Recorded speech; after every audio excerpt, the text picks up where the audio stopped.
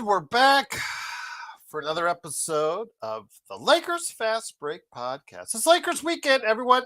It's Gerald Glassford coming right back at you here for the Lakers Fast Break.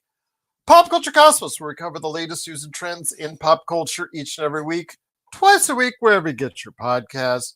Also, as well, of course, want to go ahead and give a big shout out to the Lakerholics crew, Lakerholics.com. Of course, Daniel Barry Sports Highlights, and all of our other great contributors to the show, including at Alfred Esmond on Twitter, report_court, because you know that's Stone Hansen. Go ahead and hear what he has to say about Summer League at report_court right there on Twitter. And then, of course, Legend, who will be coming hopefully shortly. He'll be coming on here on the show. He'll be going ahead and stopping on by to talk about NBA free agency. Go ahead and catch his I Got Knecht Sports Media channel on YouTube as well. Of course, our good friends, John Costa, Clutch Talk and Lakers Corner, Joe Soro on the Joe Soro channel, and then, of course, also Daniel Barry Sports Highlights. I did mention him. And, of course, Empire Jeff covering the Lakers and Dodgers. All these great people, all these great things. Be a part of them. Go ahead, help them out.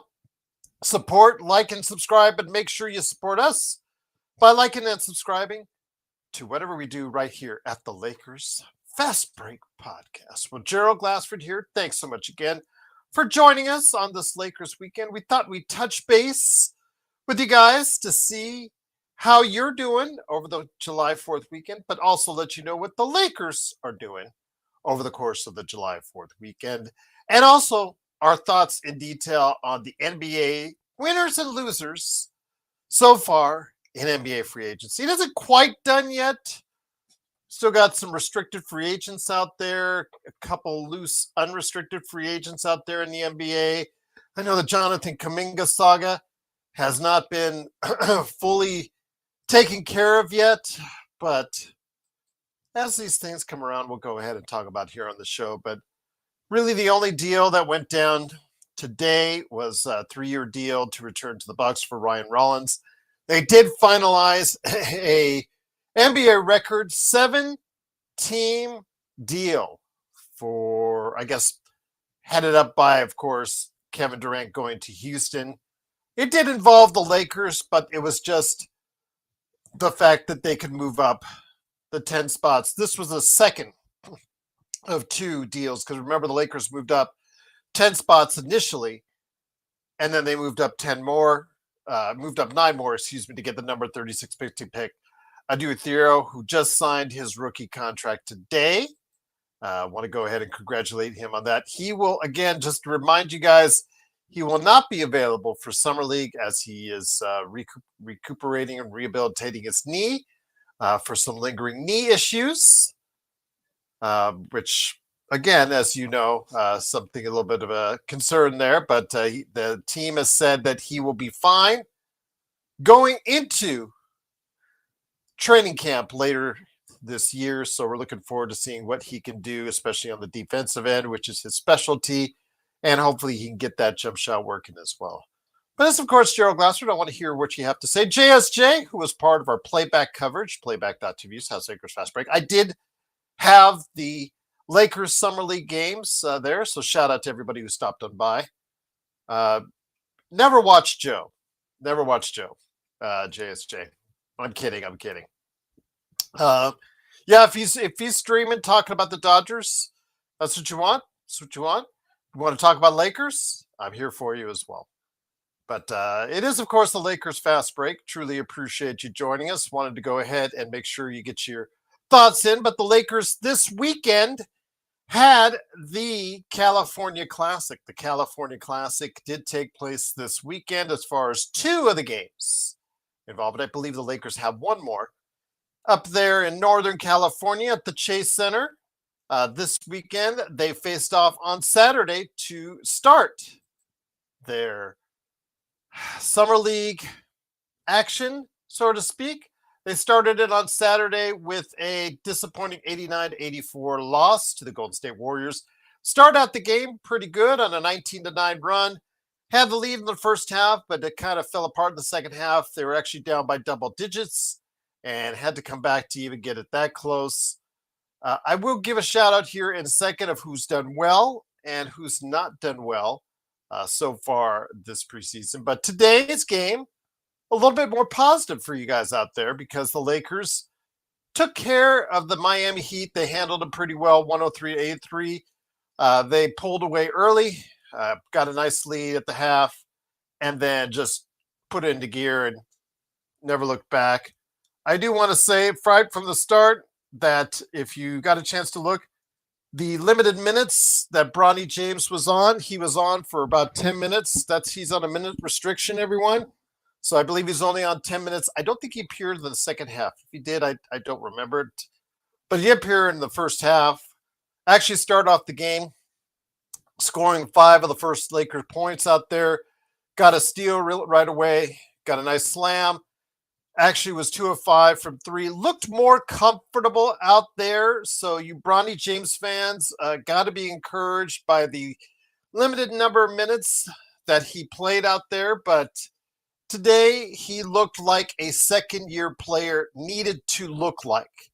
A second-year player going in there needs to look more comfortable, more assertive, hitting more shots. And that's what Bronny James did today. So I am going to give him credit where credit is due. He did look like a very comfortable second-year player playing in Summer League.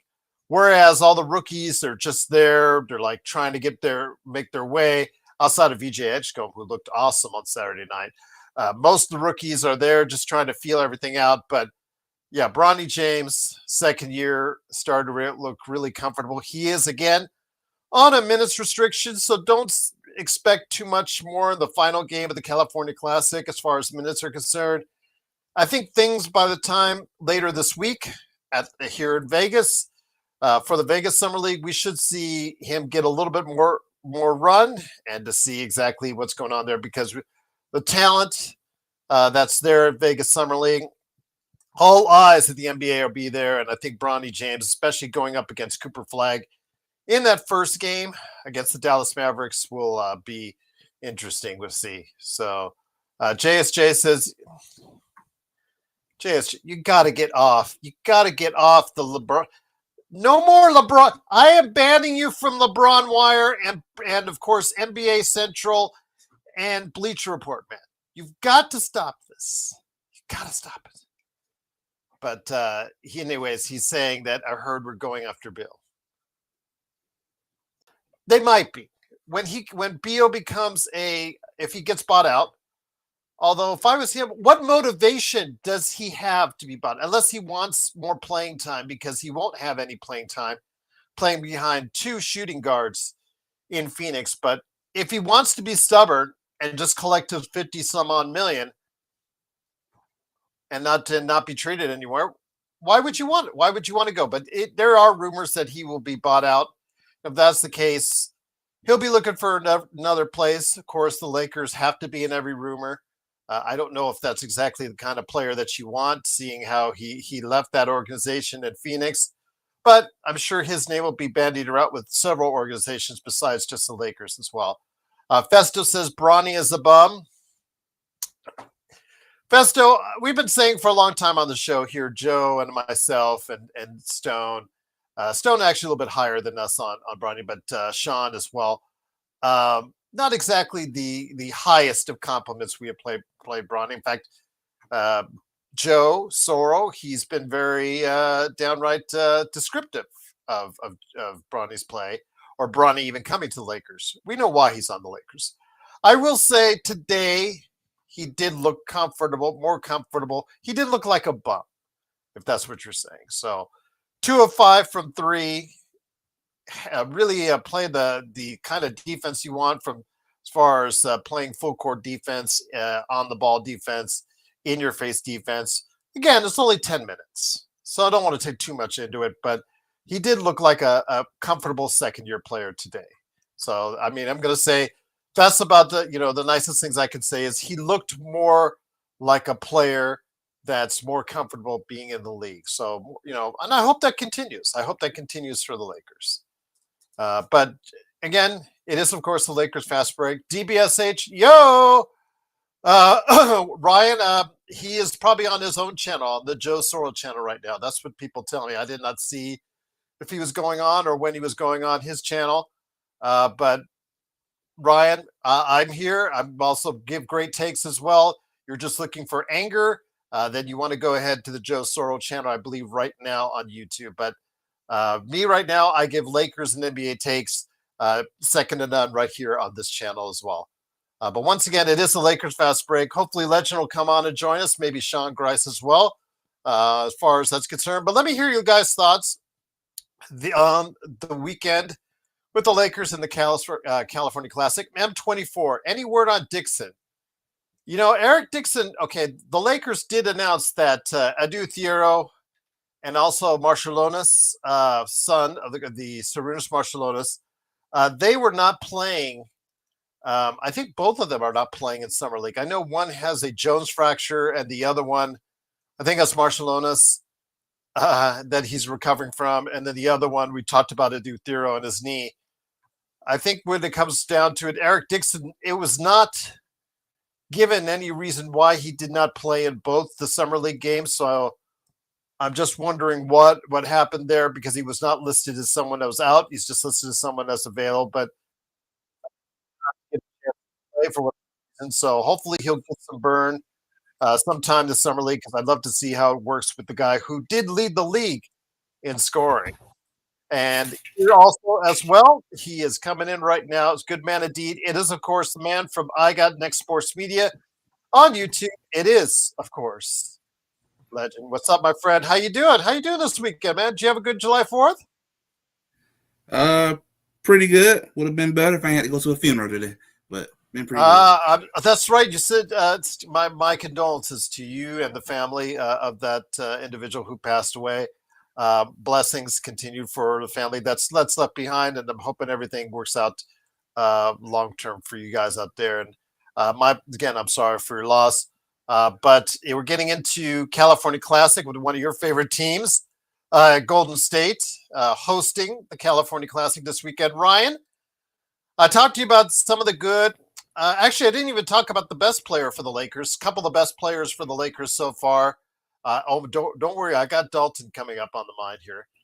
DJ Stewart, both games, 34 points in both games, about 9 assists in both games. He's getting plenty of run, plenty of burn. So big shout out to him. 6'2" guard, 6'7" wingspan. A little bit, how should I say? His decision making is still something that needs a little bit of maturing. He had a 2-on-1 where he's going along the wing and had someone straight down the middle waiting for just give me the ball and I'm going to go ahead and I get a dunk. And he decided to take him up himself and he got it blocked. Plus, he had a backcourt violation, which was a little bit head scratching. But outside of that, I thought he's been very good for both games. Darius Bazley, if you guys know him, as far as from OKC, Utah, and other stops, he's had 2 pretty good games. Today, he had 16 and 9, along with 3 blocks. Where he fits in the league is going to be tough because he is not strong enough or big enough at 6'9", but I think a very skinny, 230. And I think I'm being very generous on that as far as where he fits in the league, but he's not athletic enough. His verticality is pretty good, but he is not. He's not that. I'm going to say. Go ahead. Go. There you go. All right. Kind of lost you there, my friend. But I wanted to go ahead and say that Darius Bazley has played in the league. Looks like he's played in the league, but whether or not he gets another contract, we'll wait and see. But the guy we want to touch on, you guys have already talked about it. It is, of course, Dalton Knecht, who we've been talking about a lot on this show in recent weeks, since he got drafted last year, about what he can do. He has struggled mightily. We talked about Bronny James in the 10 minutes, looking more comfortable. Second-year players, Legend, second-year players. Once you've been around the horn doing this as far as Summer League for once already, you come back, you already know what to expect. You already know what you need to be working on, and you already know that you got to go ahead and make sure you get some certain things done, work done, and just refine your game a little bit more. It looks like, you know what, and I'm going to say this, Bronny James looks like, again, an individual that has come with a knowledge of what he wants to do, what he wants to accomplish, and he looks a lot more prepared and ready in the limited number of minutes that they're giving him. Dalton Knecht in both games struggled mightily, looked a little bit lost out there at times. His shot from the outside, which, as you guys know, is normally his bread and butter, was not hitting at all. And decision making was kind of poor. He had yesterday, he had a last second, or actually in the last minute, he had a chance to get the Lakers within two with a simple layup, and he blew it. And unfortunately, again, his decision making on defense as well looks like nothing has improved there so far. I'm really disappointed for the kid, and because I know he's worked hard. I know he's a nice kid. Seemingly looks like, you know, a guy who hopefully you want to have put things all put together. But it's funny, Legend. Right next to him playing both days is a guy named Cole Swider. Cole Swider, about the same size as Dalton Knecht, plays a little bigger, plays more like a four, but he's not big enough to really be a four. He doesn't rebound or play defense at the level you need to. He has bounced around the league. He has tried everything he can to stay in this league, and he's not been able to stay. Two-way, he's gotten a cup of coffee here, gotten a cup of coffee there. He has dominated the summer league for the Lakers in both the games. And it's interesting because the guy alongside of him, Cole Swider's been doing a lot of this for quite a number of years now, but he's not that much older than Knecht. Do you see a situation where if Knecht doesn't learn from guys like Cole Swider on how to prepare yourself for the summer league, he can find himself eventually on the outside looking in? Because so far this weekend, Dalton Knecht has been, a lot of the Lakers fans have turned on Dalton Knecht this weekend. It's been very sad to see. I've looked at all over social media, looked at our playback here, looked at our chat here. It looks like Dalton Knecht is no longer the apple of the Lakers fans' eyes. It is sad to see how things have turned out, and I agree with what Jay said in the chat. I feel like that's where a lot of the problem began. Ever since that trade, he just haven't been the same. It's something about that trade. It psychologically messed him up, and I'm about at the point I think he need to be traded. He need a fresh start, and I think maybe that will rejuvenize him a little bit, because with the way it's looking, he is going to end up being looking in the outside the way it's going, because you were already in the doghouse with JJ the first time. Now you're struggling on what you are known for, and that's not going to sit well with JJ and the rest of that staff. If he don't somehow get things turning around, I wouldn't be surprised if they wait him or something. But I really think the best thing to do, especially for him personally, he need to be traded. He need a fresh start. And you're right, Enrique, who's in the chat. It is just Summer League. So you can't, as I always say in Summer League, Legend, you can't take too much from Summer League or too little from Summer League, because it is Summer League. I don't know his approach this time around. Again, I can tell you my experience seeing him when the cameras were off in Vegas on how he worked last year. I don't know how he approached it this year. I know I was asked that in the playback as far as his work ethic. I know how he approached it last year. I'm hoping he takes it seriously, but you're right. It could be something in his head at this point where it just seems like maybe he does need a fresh start. I know that a lot of Lakers fans in the chat and also social media wanted to help him away. And it's just strange because this time last year, Legend, when he started to showcase his skills, he's going to be a star. He's going to be great. He's going to be a star. Oh, how the tables turn so fast on these kids. And the thing is, I'm really rooting for the kid. I don't wish ill will on Dalton Knecht at all. But maybe a change of scenery might be, I'm agreeing with you, Legend, and in the chat, maybe a change of scenery might be best for his psyche at some point. I mean, Cam Whitmore just got traded with 2 draft picks to Washington for Mojave King, a second rounder. That could be amazing for Cam. It's a fresh perspective. He was battling internally with the Houston Rockets staff. He wants a better chance to play. He's one of the highest scoring per minute players in the NBA. This could be amazing for him. That's the case with Dalton Knecht. We may need to see a change for him as well. I'm thinking that would be the good confidence booster because I feel like when he probably got traded, a lot of that confidence probably got knocked down a little bit and probably thought, well, yeah, they don't really want me and all that. They really don't want me. And that might still be running through his mind a little bit. And it's affecting his game now. I'm thinking if you go somewhere with a fresh start, no pressure, no championship pressure, just play ball. This front office is probably looking to keep you for a good little minute because you're young. So that'll at least get his psychological back into playing basketball. And you can play free spirit at that point because there's no pressure. There's no championship in there. And I think I don't want to take too much from Summer League. It is Summer League Legend, so I don't want to take too much from it. Same. I won't take too much from it as well. The only reason I'm a little concerned is because I know he's been struggling since that trade. Yeah, he has been. He has been, absolutely. And it's just interesting, because, again, you have the Lakers, 2 guys with similar ages, similar size, similar ideals. One is thriving, but then again, we've seen this from Cole Swider before. Cole Swider has played this well at the G League and the Summer League level, but he is not able to stick once he gets to the NBA. He has his cup of coffee, and unfortunately, it doesn't taste as well as he'd like it to taste. I'll just say that. But I will say, again, I'm rooting for Knecht. I'm hoping he'll do well. He needs to take this time. Like you guys said, in defense, he's still getting blown by.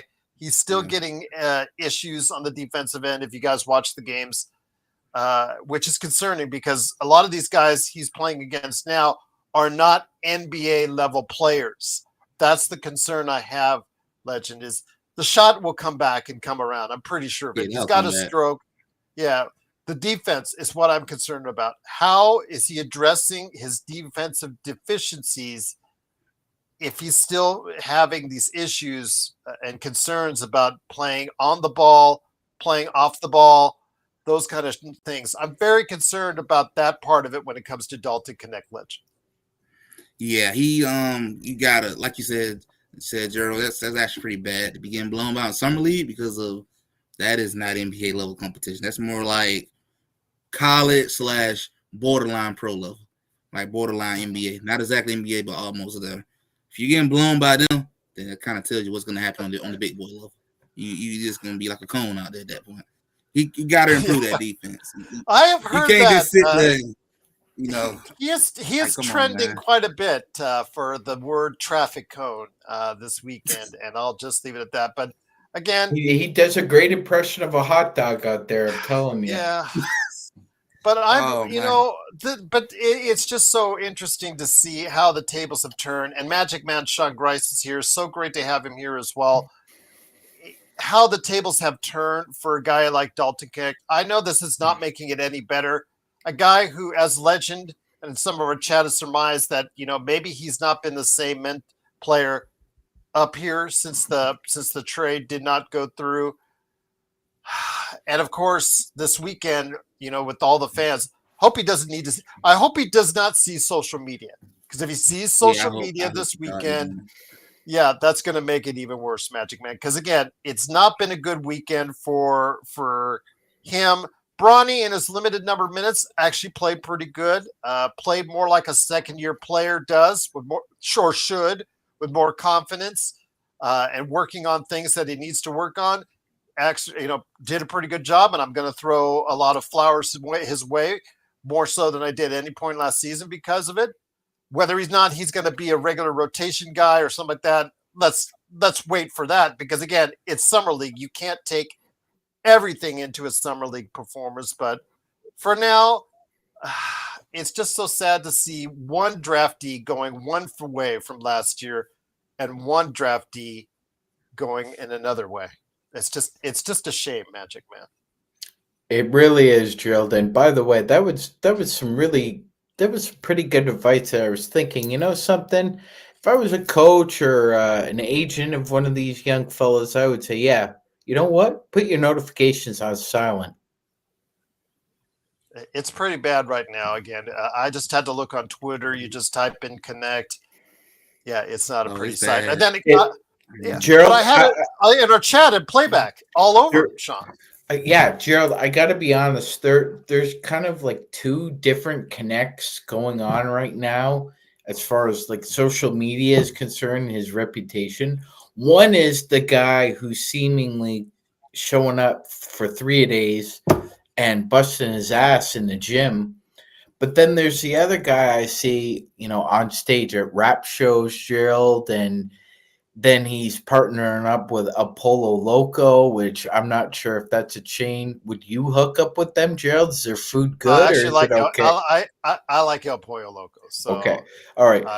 it's not bad. It's not bad. So I mean, it's good. It's good. He's has a That lot might be of. the only endorsement deal he gets, Sean. I'm just gonna say that if he keeps I'm playing like just he's gonna playing. say, yeah, Gerald. It seems like he might be spreading himself like way too thin with It seems like it. with his preoccupation with going his socials and his profile there, and then but you gotta be like legend. You gotta be about one or the other, right? You can't serve two Yeah. masters, as the Bible says.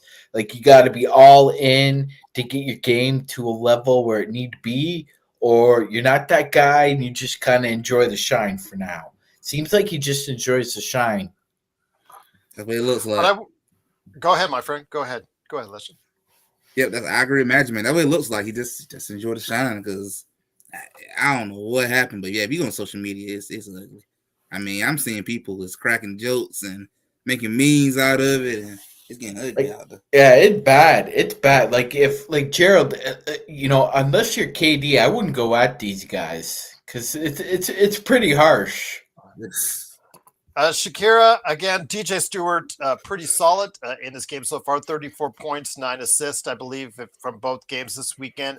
Again, a couple decision making that a young player makes that I would like to see him alleviate as far as I'm concerned. But outside of that, again, pretty impressive from a kid coming in there. He has bounced around himself in the G League, and that's the thing when you bring these guys in as far as the young rooks versus the guys that have bounced around the G League, the Cole Swiders, the DJ Stewarts, the Rices, just the list right there for the Lakers is endless. They're going to win some games. They're going to go ahead and try to shine themselves. So, and it also helps with the fact, guys, that there's no Adu Theoro, there's no Marcelonis. Eric Dixon seems to be MIA because they don't seem to be announcing that he's missing games, but they don't seem to be playing him either. So I don't know exactly what's going on there with Eric Dixon. So the Lakers are not playing any of their real rookies. I think they played one of their Exhibit 10 guys as far as what they've played so far. So this is giving a lot of time to experienced guys. And we're seeing that right now, Legend, as far as when you bring in experienced guys, you're going to get better performances as a team. But I'm not sure if the overall I'm not sure as far as the organization runs, because right now a lot of these guys, the stewards, the Swiders, the Baisleys, we know these guys. We've seen these guys. We know who they are. It's the rookies and the young guys you want to see play and understand where they're at. But you can't because two of them are injured and nobody knows about the third as far as Eric Dixon. It just seems like, again, the Lakers are in many ways the summer league going through the motions, but at least it's giving Bronny and Knecht some reps out there, Legend. I would definitely say Bronny's getting better. He's getting better. I see that improvement. He is. He's getting better. I'm going to say yes, he is getting better. Yes. If you saw the game that I saw, or actually two games I saw with him last year in Vegas, this is miles, and I mean miles difference, Legend, from what I saw. People were laughing at this. I have not heard so many live. I've not heard so many mean comments and things said live until that day against Houston, where he was 0 for 8 from the 3-point line and actually airballed 2 or 3 shots. People were laughing. People were saying mean things about him and his dad. I'm just stuff I won't repeat on the air, but Legend, it's just good to see him taking this seriously. He is on a minutes restriction as he gets better in shape. But again, for fans of the Lakers who want to see some talent being able to portray itself as far as hopefully a positive for the season, Legend, Bronny James, as much as, people like to say it or not say it, Bronny James may actually be able to be getting prepared. He looks like he's on his way to maybe make a contribution this season. That's and that's the way it should be, Gerald, in your second year. Like we've seen it with other second-year players that come into summer league. They score 45 points in the game. Oh, all right, we're good. We've seen enough. You get the hook. Like we'll see you in training camp. Happened with Brandon Ingram, Gerald. Brandon Ingram played, and Gerald Ingram didn't even play that whole game. He only played 3 quarters, and that was it. The Lakers had seen enough in his second season.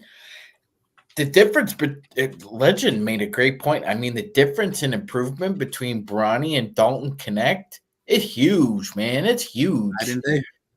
I wouldn't have guessed that, Joe. I wouldn't have woken up a year later and said Bronny James is more improved player than Dalton Knecht. But pinch me, it's real. And it is real. I saw it myself, and I'm not going to sit here and BS. And I know what Joe might say or not say. Well, it doesn't matter what Joe says. It's the truth. I'm not going to say, not say he's ready to step into the rotation now or anything like that. But he does. He's doing what you need to do, Magic Man. He's doing what you need to do, and getting ready for the season. He's coming in prepared like a second-year player is. So you have to give a player like Bronny credit for doing just that, Magic Man. Absolutely, Gerald. Kudos to Bronny James because he walked the walk and now he's able to talk the talk because he said he was going to come and try and improve his game. He's not a 15, 20-point microwave scorer. He already said that. I need to be a menace defensively. I need to crowd people as much as possible, dive for every loose ball. He's doing everything he set himself out to do. It's a check mark. It's almost like I'm seeing check marks beside Bronny's box, and Dalton Knecht, I have to give a red X in almost every box, Gerald. Yeah, absolutely. Let's hope it changes around. It's early, so we'll see if he can put things together. Go ahead, Legend, my friend. I was going to say, Gerald, I totally agree with what you said earlier. I really think this man might be able to contribute a little bit now. He looked like it. I'm like Magic, man. I never would have imagined he improved more than Dalton. I didn't think so. I didn't think last year he was not an NBA player. He was terrible. He was absolutely terrible. But he has worked hard. You can tell he has put everything into it. And I said at the time, and I saw him off camera, and I saw him how he didn't really go ahead and interact with the fans. He just went straight to that press room where there was like 40 people around him that one day. And I just thought, okay, is he going to be pampered, sheltered? All those things that people are saying because he's LeBron James' kid. Well, give him some credit. He has put himself in a position where he has improved. And that does not come through anything other than hard work in the gym. Hard work on there. Doesn't matter if dad or the Lakers paid however many for trainers or assistant coaches or whatever. He is showing improvement. And the people out there, all those people last year who said Bronny's going to be this and Bronny's going to be that, you know what? You might get your say. You might get your say because, again, we'll see how it matriculates through camp, matriculates through the early part of exhibition season. That'll determine whether or not he'll get some shine, especially on a very weak bench. He has the opportunity. The Lakers have still, in my opinion, a very weak bench. Jake LaRavia hopefully will be a plus for us. I mentioned it to you guys as far as my reservations on him. I know, Magic, you're high on him. I'm actually hoping that he'll have the season comparable to what he did last season, guys. But he was, you got to remember, his first 2 seasons doing so poorly in the eyes of Memphis. They did a JHS and did not. They made him because he was a 4-year contract. But they took off the fourth year before they started his third year because he had done so poorly like JHS. So he was going to be an unrestricted free agent, which is why he got traded to Sacramento, because the Memphis Grizzlies had already given up on him. He has improved though, so I'm hoping that improvement will continue with the Lakers. But this bench, guys, for the Lakers is not that strong. So Bronny should have every opportunity to prove himself to see if that gets done, Legend. And I'll bring it right back to you, Sean. Yeah, this is it. So with this weak bench, this is your time to shine. This is your time to show. I am better than I'm meant to be in the NBA. And I'm thinking if he continue to improve the way he's doing, he might be a good role player. I don't see superstar now like that, but I see a good role player who can be a contribution for anybody around the league. And this ain't the better year to sit here and prove it going into Dad's 23rd year.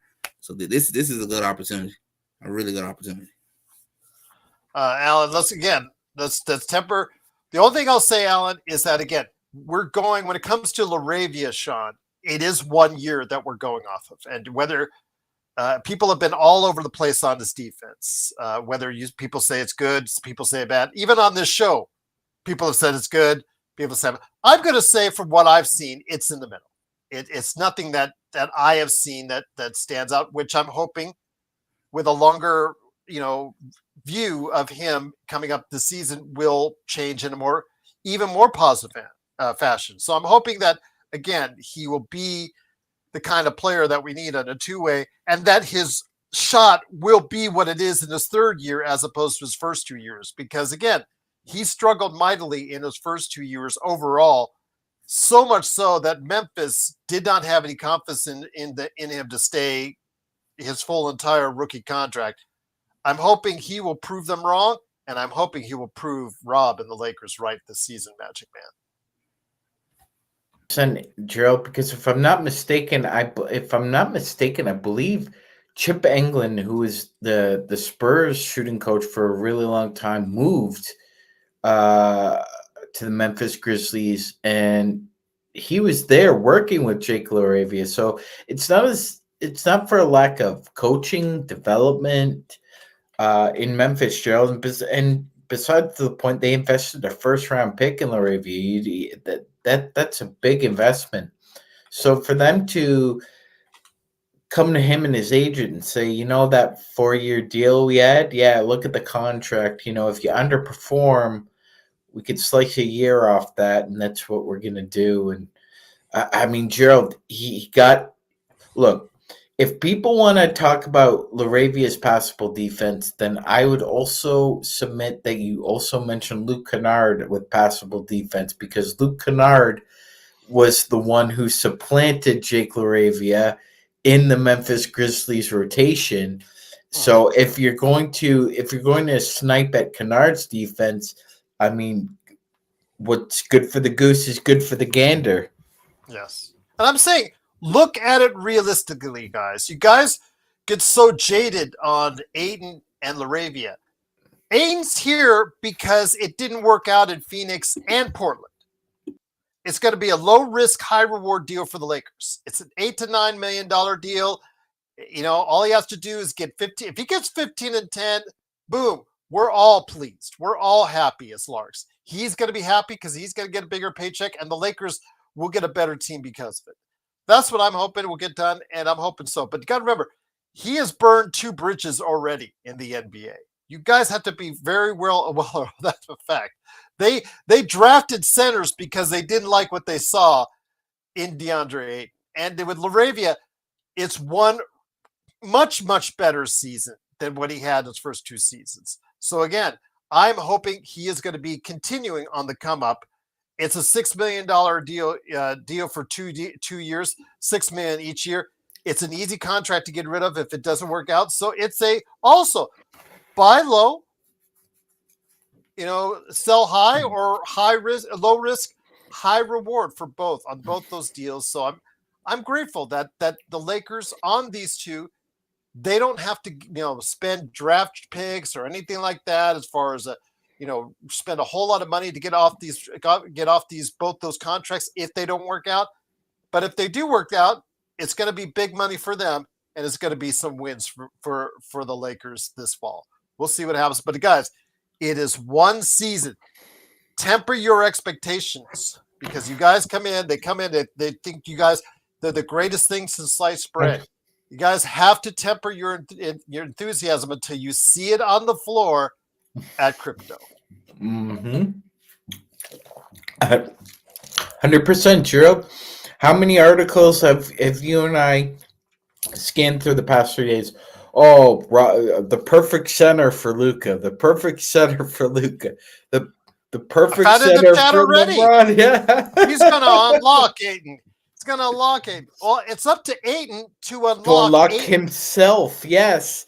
And he, at this point in time, he's been in the league for 1, 2, 3, 4, 5, 6, 7, 8 years, and he's made one All NBA team, Gerald. That was his rookie year in 2019. Yeah.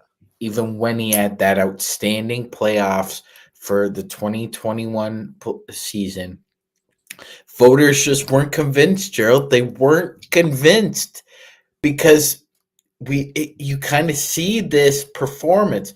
5 games, he's electric, right? 26-13, maybe 3.5. But Gerald, the next week comes and maybe you get 12-9, 1.5, and he fouls out in 2 of the games. I mean, the motor is just going to be an issue. And by the way, and here's the thing, Gerald. People think because in science 2 positives can create a negative, that means that because Lucas had conditioning issues and Trade has had conditioning issues, that means together those conditioning issues will not be a factor. Well, I submit, Gerald, like you said, we have to wait until we see it on the court. Yeah, absolutely. But I credit LaRavia for turning his career around. Again, he could be like JHS right now, playing for the Philadelphia 76ers Summer League, worried about where he's going to go next. Is he going to go play in China, Europe, the G League? Because, again, he has not looked too impressive, especially standing alongside BJ Edgecombe, who is killing it in Summer League. So I'll just say this again. Give a whole bunch of credit to Jake LaRavia, and it's nice that the Lakers got a guy that's actually on the come up. He is doing better, much substantially better than he was. Finally, things are clicking into place for him, and at the right time, the Lakers could go ahead and get him. I still think, again, their bench needs a lot of help because it's much, you replace DFS with LaRavia, but you still have Vincent, Vando, Hayes, Knecht, and that's not lighting the world on fire. So Bronny will get those opportunities. Don't be surprised if you see Bronny a lot more, especially early on in the season. The thing is, once he's given that opportunity, will he take advantage of it? Gerald, he has every opportunity in front of him to make this happen. It's up to him. I would say this. If Bronny is one of our leading scorers off the bench, that's probably a good thing for the Lakers because that means we're not averaging 24 points off the bench anymore. We're in the 30s, which is where a decent bench should be. Your bench shouldn't be averaging 25 points a game. And for that matter, Gerald, LaRavia, I think LaRavia is a safety valve for Dalton Knecht because if Knecht isn't playing well and Bronny is, guess what? Bronny gets to play and LaRavia gets Dalton Knecht's minutes. It's just that I think it's just that simple. And it is important for me, guys, to have a deep bench because the fact that you have a 40-year-old in LeBron James that you're relying heavily upon.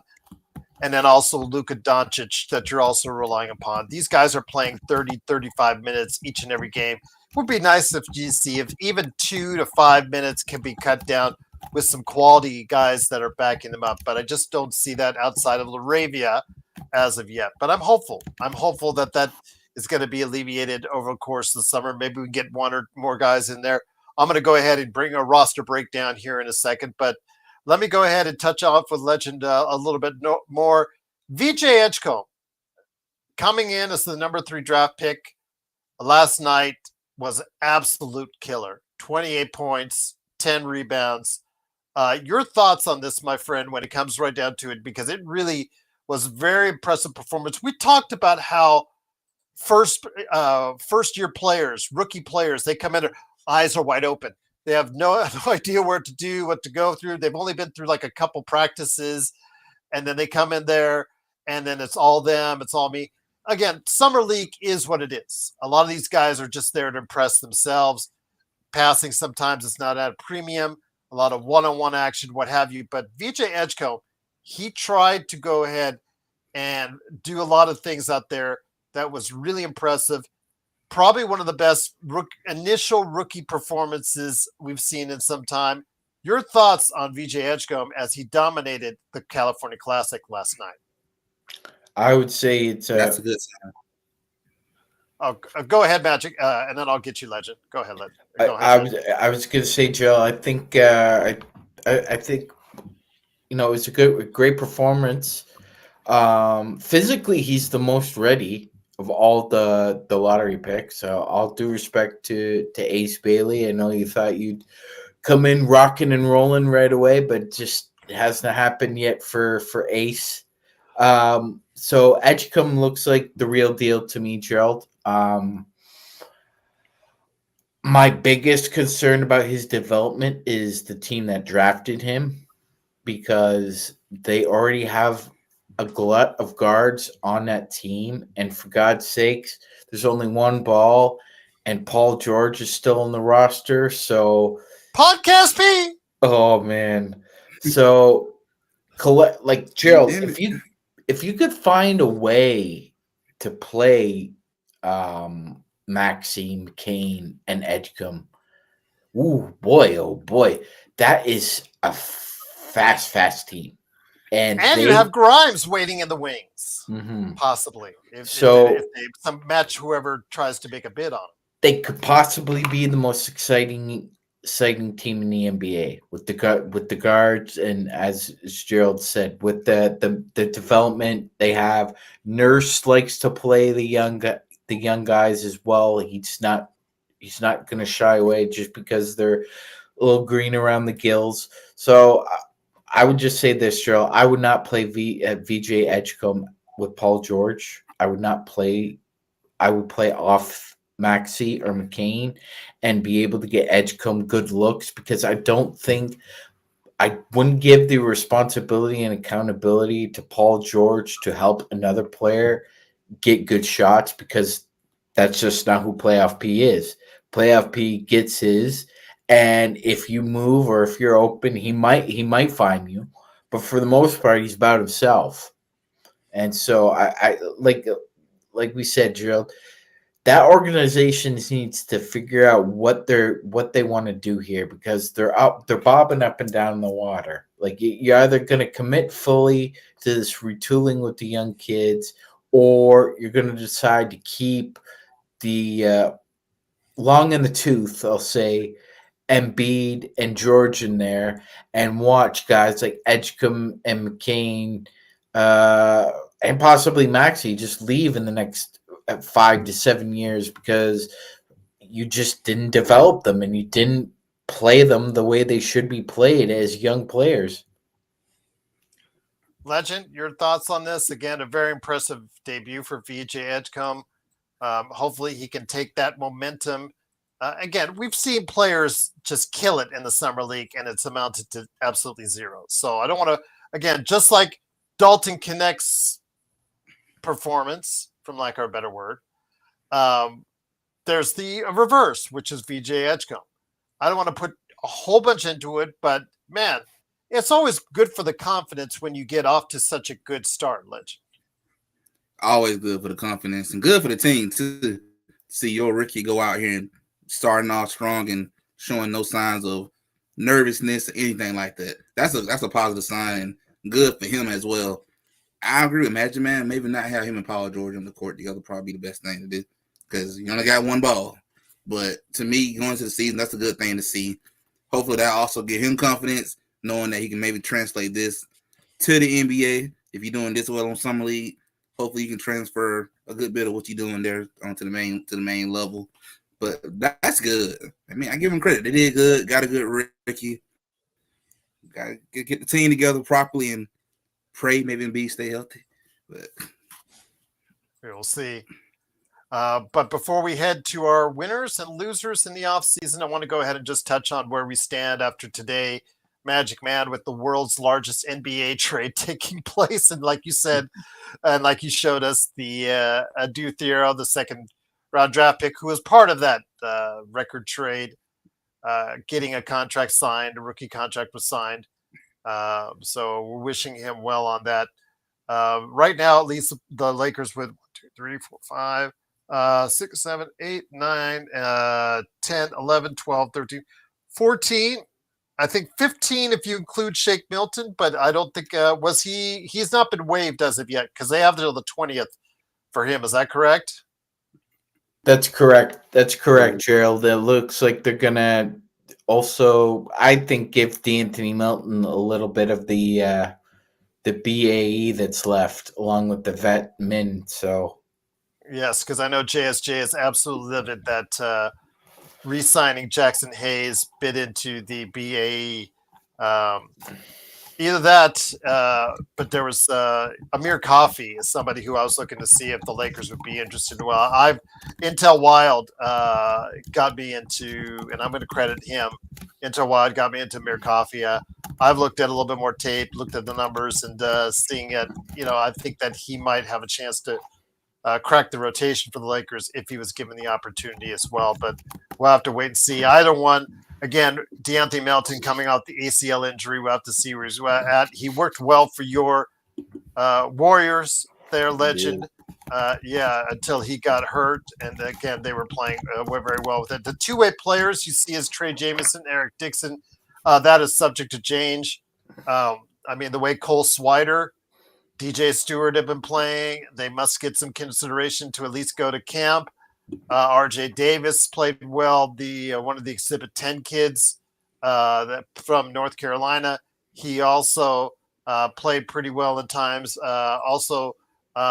Rice had some good moments, and Darius Baisley had good moments as well. A lot of these guys, again, they have traveled through the G League system quite a bit.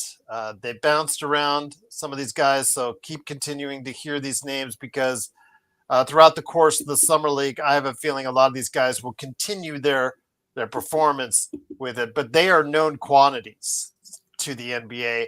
So I don't know if they get a fair look the third, fourth, fifth time around, Magic Man. I think when a lot of, because the Vegas Summer League is not just about the NBA and can they get a camp invite. Some of these players, there are scouts, and I've been there and I've seen scouts, talking in different European languages, European scouts, Australians from Australian League scouts, Chinese Basketball Association scouts. They're from all around the world because they look at these guys and say, hey, if they're not going to make the NBA, they could be good for one of our rosters. 100%, Gerald. There's always somebody looking for talent anywhere in the NBA, anywhere in the world.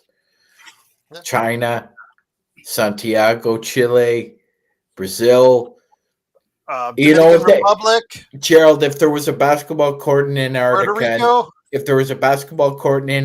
and there was a 7'2" who could shoot threes, the scouts would go to Antarctica, Gerald. So, if you could play, you could play. We've talked about this before, Gerald. I'm a huge proponent of that, always have been since a kid. Yeah. The possibilities are wide open here. I will say this, though, Gerald. I am really interested in when he gets healthy to see Marshall Yunus.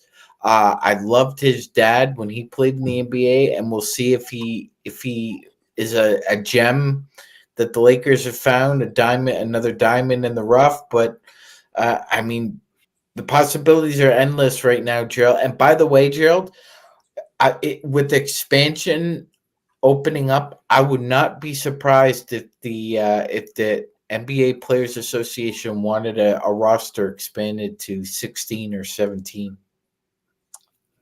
I wouldn't be surprised either, and that would give a lot of these kids that are like right on the fringe, like the Cole Spiders of the world, Yes.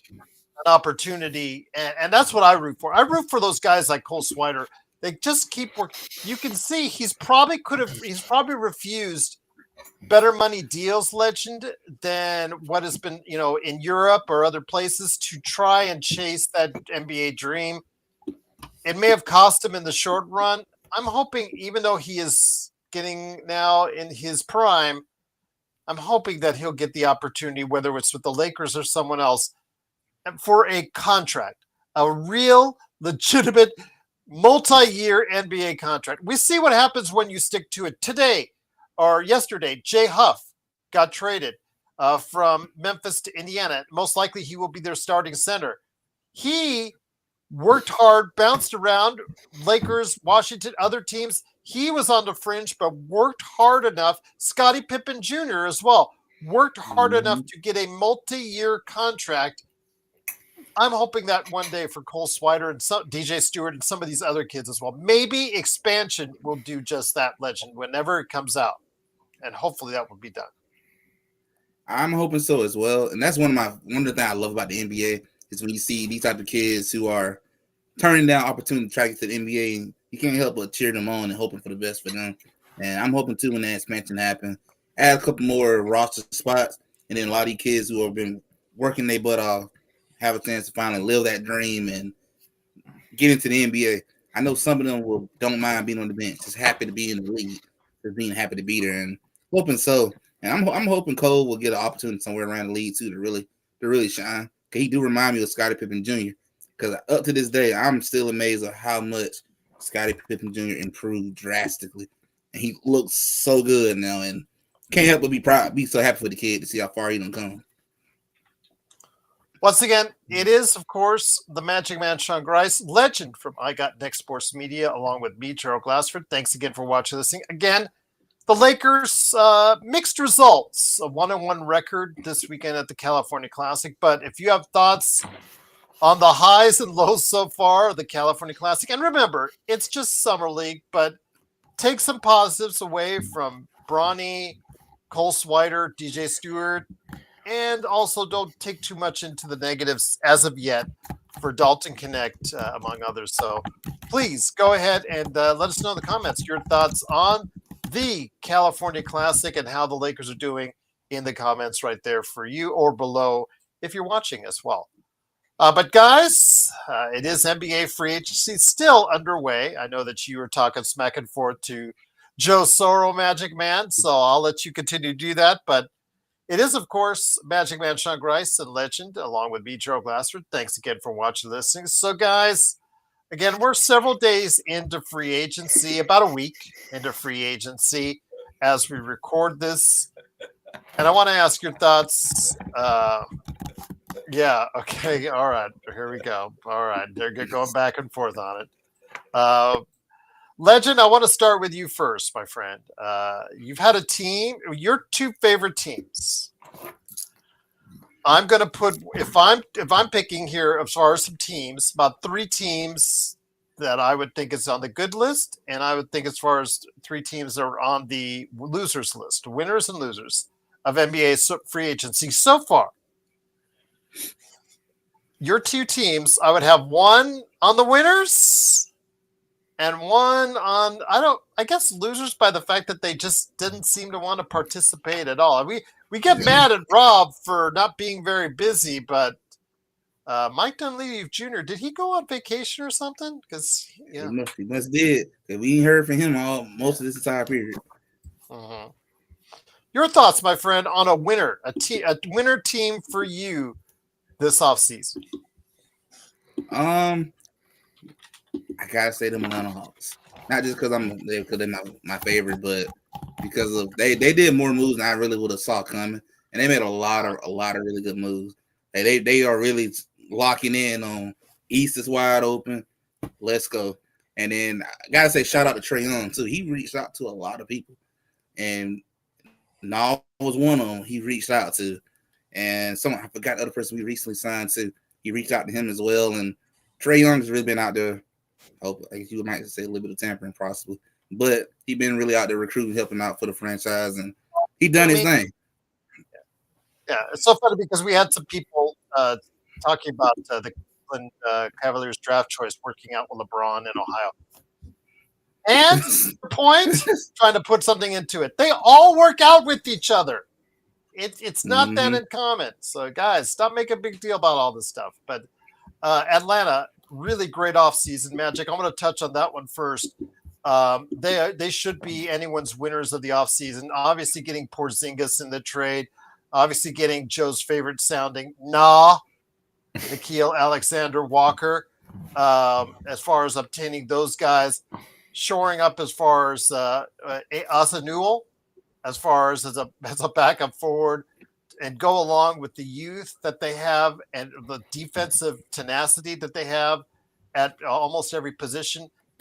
I think even more Heat, though, and Legend, I think, would agree with me on this. I think now the Heat, because he just talked about Trae facilitating, trying to work out for this team and trying to do stuff behind the scenes to help get these guys in there. A lot of pressure now falls onto him. This team now is in a position where I wouldn't put them at the top, mind you, but I would put them somewhere in the top 5 in the Eastern Conference. Where you put them, I don't care. It's up to you. But they now have enough bodies if they're healthy to be a top 5 team in the Eastern Conference. And if they don't get there and they don't make a good showing in the playoffs, I think a lot of the Heat has to center around Trae Young, if that's the case. 100%, Gerald. 100%. And I mean, I would go so far as to say that they have the best offensive coach in the Eastern Conference. I mean, there's Quinn Snyder, and then, man, I got to think about that one. But regardless, Gerald, probably Kenny Atkinson is right there too. But regardless, they got a really good coach. They got a really good rotation now, Gerald, and they can play big or small. So I think they've set themselves up, like you said, to be. I see them having home court in the playoffs, Gerald. So, like top 5 to me, yeah, I could see top 5, but I see them as a top 4. I really do. I think they'll have home court. I think the big advantage would be is that 1 seed is that you have home court in rounds 2 and 3. And I think, being in the same division, I think the Magic and the Hawks are just going to swing at each other all year for that 1 seed. Ooh. Really? Because the Magic and the Hawks, again, Magic also did a lot of things leading up to the draft. I thought that was helping their team. Obviously, getting Desmond Bane. I still think they need more around the edges to improve their offense. No one questions their defense with the length and size that they have, Legend. But Atlanta, I do think is going to be a team on the move. And in a depleted East, now's their time to shine. I mean, they could, if everything falls into place, be a team that's competitive against a New York, against an Indiana, against a team maybe not as high as Cleveland. I would still say Cleveland maybe matches up too strongly for them, but I see a team that really, if things work out, could make a difference in the Eastern Conference. They definitely can, and I was same as you, Gerald. I would still say, not sure they can beat Cleveland. I got to see how that works, but they got a shot. I mean, things can happen, things can fall your way. I mean, I'm at this point, I'm gonna always bring up Indiana. Ain't nobody saw Indiana make it to the NBA Finals at the beginning of the season. Ain't nobody saw that coming. And sometimes the chips just fall your way. So I mean, things can fall your way. A path can open up. You get to the finals. You surprise yourself that you make the finals, and things gonna happen. And to me, whoever come out the East, your toughest game gonna be whoever come out that West. That's gonna be your toughest opponent. Magic Man, who is on your list? Give me one winner that you have so far this offseason. The Denver Nuggets. You replaced. If JV stays, he stays. If he doesn't, he doesn't. Oh, But he is staying according to of Denver. course, yeah. Denver said, yeah, you are staying. But No grease for you. You are staying. I'll tell you what. We'll tell you all the good Greek places to eat there in Denver or in suburban Colorado, right there. You are staying. So all those people the other day that said, "Oh, he's going." Well, Denver said, not quite so fast, right, Magic? contract. Contract. You signed. That's right. And if I think they told, you try to be slick and retire and then sign that deal, right? And then we'll see you in court. Absolutely. And again, But it's not that big of a difference from what the Greek team was offering to him to what he's actually making. It's only yeah, $2 or $3 million but I mean, difference. yeah. The numbers are negligible, but that there's a bigger negligence in the NBA drill because the Nuggets were able to replace 2 rotational players for 4. Yeah, for 4. 4. That's amazing. And if you get a revival of Bruce Brown, which I know a lot of people were upset the Lakers didn't get, I just don't think Bruce Brown, legend, let me bring it back to you real quickly to feed off of what Magic Man's saying is Denver being one of the winners of this offseason, which I agree with him totally on that. I think that's a very astute observation. If Bruce Brown, the resurrection of Bruce Brown as a player, because when he left, he took the big money and he went off the deep end. Indiana didn't work out. Toronto didn't work out. And New Orleans didn't work out. But he comes back. Jokic is that kind of player. You know what? Playing with Jokic, JV may say, you know what? Sorry, Greece. I was good. I'm good because playing with Jokic. Jokic is the type of player that can change people's perspectives on how they approach the game of basketball. And in doing so, we may see a revival of Bruce Brown that we may have not gotten on any other team. So when I said I'm happy for him that he goes to Denver, and that's probably the best outlook right now for him, that's all because he's at a point in his career, legend, where he had the highs of highs coming off that championship team. Now he's going on the low of lows. Can Jokic resurrect him? And if he can, that just strengthens that bench even more. I would definitely say probably when you love, he was I'm trying to say how the kids today say it. He was smelling himself a little bit. You know, you won the championship, feeling yourself when you got the money, and then you realize, well, damn, I'm not what I thought I was. So now you come back, you eat a little bit of humble pie, you gonna do your role properly. And I think he'll do a lot better this time around. I think in those 2 starts, those 2 struggles kind of woke you up a little bit and realized you wasn't what you thought you was, and get back into your role now. And I think being in Denver will be good for him. Denver, they definitely won. That bench look a whole lot better. They're definitely a winner. I agree. I think Magic Man, you're right as well on Denver. Where this places them, I early, very early. Again, we will have predictions as it gets close to the regular season. But right now, if it stands and the JV situation doesn't get any messier with what they have, and obviously the trade for Cam Johnson, trading away Michael Porter Jr. to get a substantially less costly player that ultimately might be a better individual than the one you just traded. So it's a win and a win in that trade for Denver there, Magic Man. 100% Gerald, and believe it or not, they're doing this all with an interim GM. He doesn't even have the job yet. He's working for his job, Gerald. Well, he's done a pretty good job so far in the offseason and the draft, I'd say. Yeah, definite winner for sure, Gerald. And I'm with you. I'm not sure exactly where to place them right now. I think they more remind me a lot of, say, they're in that second tier, I would say, with the Clippers and the Timberwolves. You have a really nice front court. Like, the front court is deep and it's very versatile. You're thin at the guard position. So I'm not sure if I could vault you into that OKC Houston category yet. I agree with you. I agree with my friend.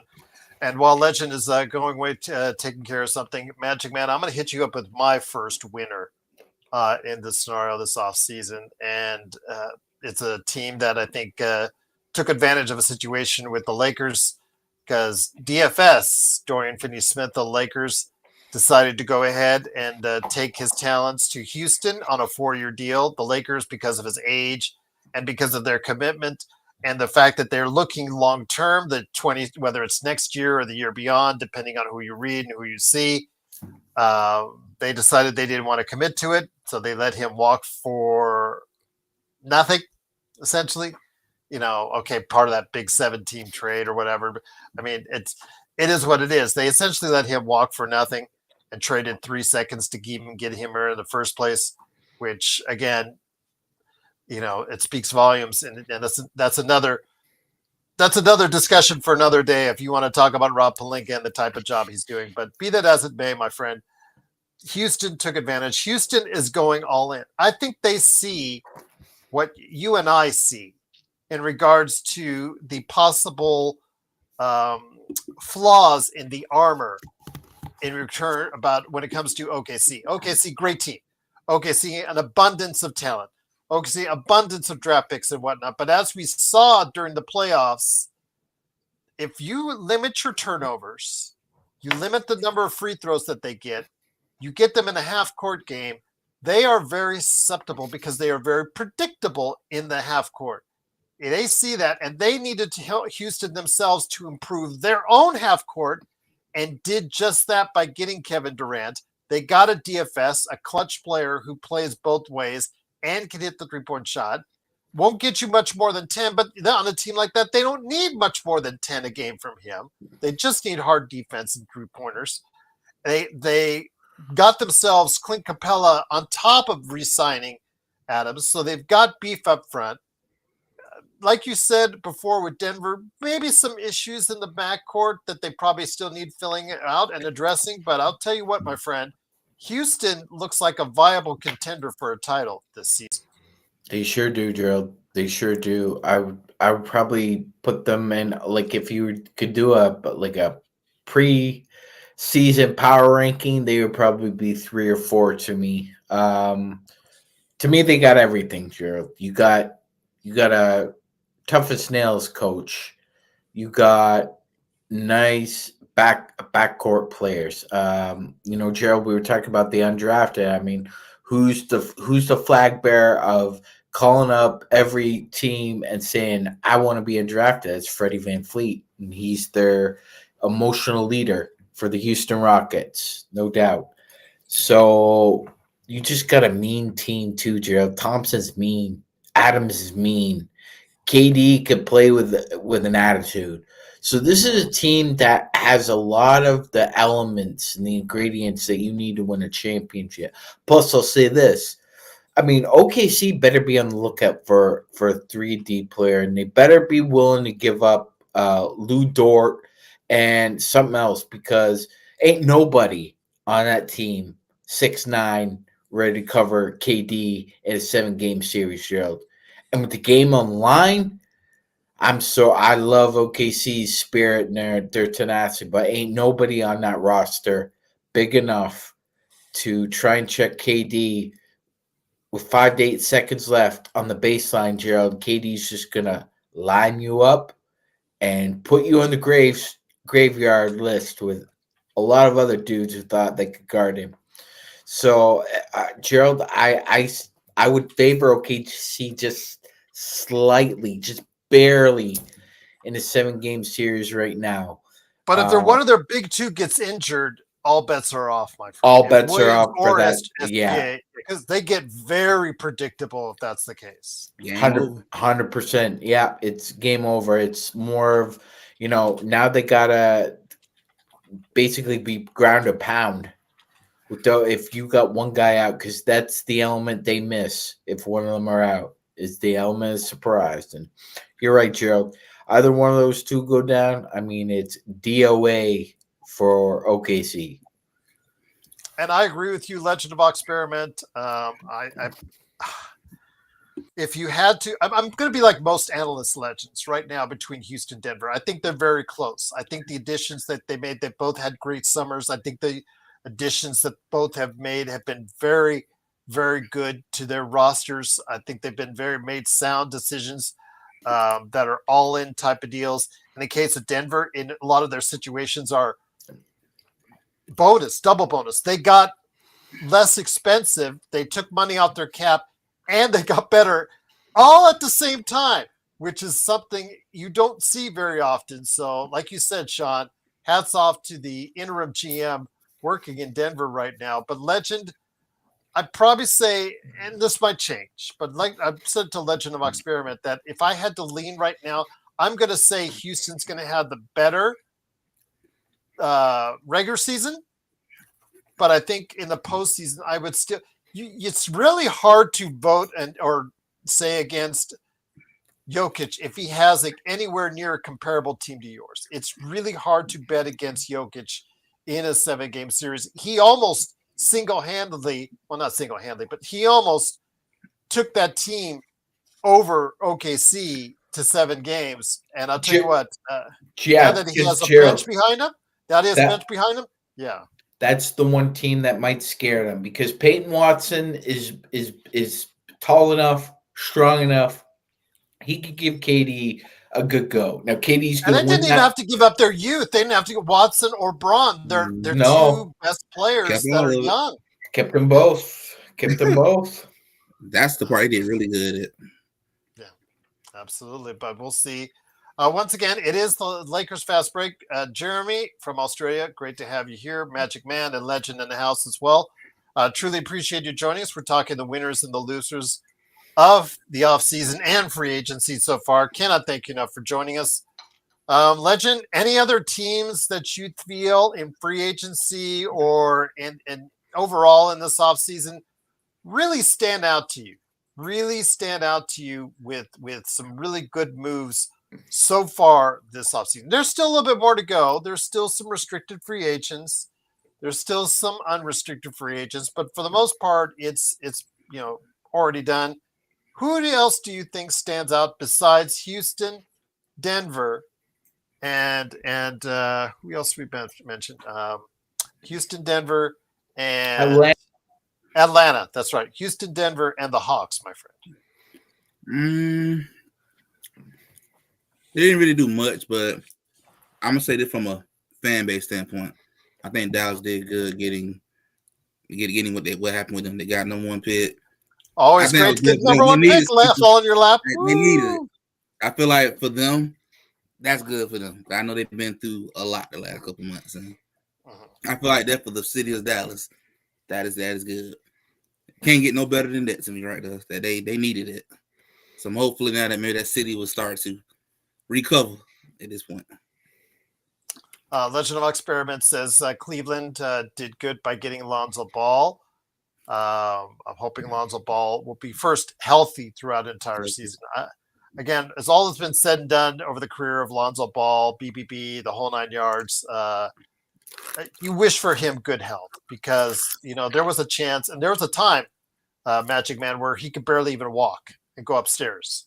And now he's gotten himself back into shape, playing in the league. Now he gets a chance to go ahead and make a difference, I believe, in Cleveland. That could be an under-the-radar pickup for them. Cleveland looks like it just needs some things that they needed to tweak around the edges. If they're healthy, should be a dominant team in what is considered by many to be an even weakened Eastern Conference with Damian Lillard now gone. And, of course, Tatum and Halliburton now injured for all, if not most, of the season. Yeah, I thought Kobe Altman did a great job. He was going to lose Ty Jerome. He knew it. So what did he do? He went out in the trade market, Gerald, and he acquired Lonzo Ball. So, it's slightly different games, but Lonzo's a little bit taller than Ty. They can both get hot from 3, Gerald, and they both fit seamlessly in that system. So I think that was a great pickup. I agree. They brought back Sam Merrill, Gerald, and I thought the draft was good. The only thing I would say is, I think they've given up on Amani Bates too soon. But you got so many young cats on that squad anyway that somebody was going to have to have to get the old waiver claim, and it turns out it was Amani Bates. So I thought it was a great offseason for Cleveland. I agree. I would put them like in tier 2, like not great, but very good to good. The two teams that had really bad off seasons, Gerald, are the Indiana Pacers and the Pelicans. I mean, for different reasons, but I would say those two would qualify as losers. Unfortunately for the Pacers, I mean, it started before the season even ended, unfortunately. My goodness. It was such an awful thing to happen. And then I thought, Gerald, they were kind of up. They were kind of up against it. I get it, and you don't want to spend money on free agency, especially when you want Indiana's to a team sign that's your never guys. paid the tax. They've They've never paid the tax. the tax. No, and they'd rather pay their guys than somebody else's guys, which I can understand because your guys normally get a discount or will take one because of the system they're in. That being said, Gerald, yeah, I mean, getting Jay Huff to replace Miles Turner, I mean, that's, hats off to Jay Huff. I'm sure he'll have a good year, but, trying to aggregate that kind of lost production there it's a huge loss. And it's more of a salt in the wound because it was the Milwaukee Bucks who signed him, your arch rival, the team you hate. It hates you. I mean, people from Wisconsin, Indiana can't stand Joe. Every time on Fox, I see Wisconsin and Indiana football play.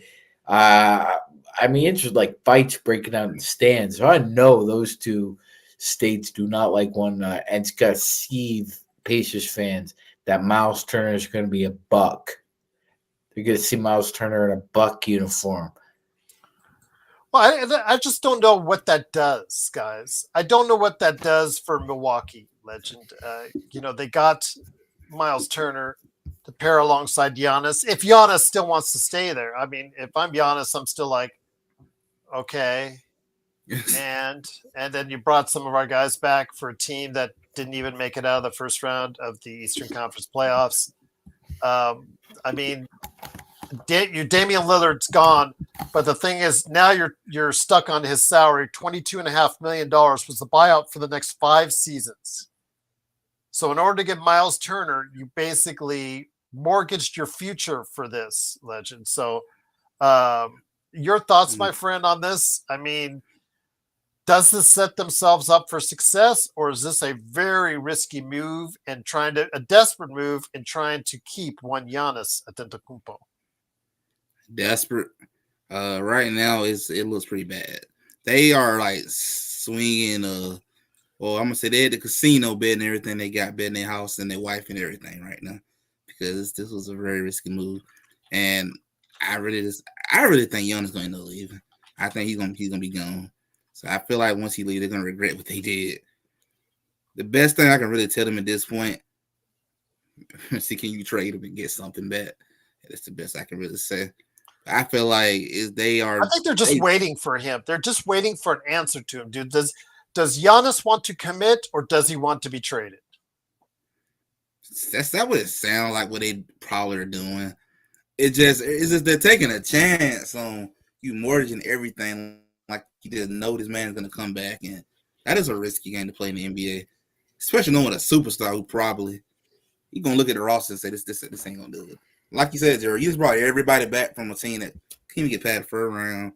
Miles Turner ain't gonna move the needle. That's not gonna move it. No. They might as well get ready to read.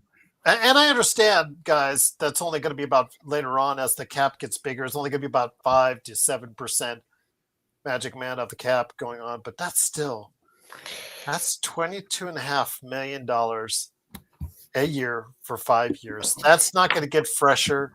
That's not going to get, it just sits there. You can't trade it. You can't move it. You can't rub it away. And Gerald, think about this. The longer this goes on, it's not you're paying Damian Lillard $22.5 million a year. You're paying Miles Turner $50. And if you go into the tax, Magic Man, or if you're repeater tax, man, it becomes more essentially than $22.5 million. It becomes a lot more. Yeah, Gerald, they might have bit from the poison apple there. That's even worse. This could be the original sin here for the Milwaukee Bucks, being in cap hell in the NBA. You in the tats with a team that can't get past the first round. Well, I think it's the classic definition of, you sold your soul for a championship. And now you got to deal with the fallout from that, guys. And I think Milwaukee is clearly in the middle of dealing with the fallout from it because they made every maneuver to be irrelevant and then eventually a championship team and try to stay relevant with Giannis for as long as they could. But you only have so many assets. You only have so many things that could work in your favor. Something that really went out of whack for them was Damian Lillard getting that Achilles injury. And basically that has that's thrown their entire team in disarray.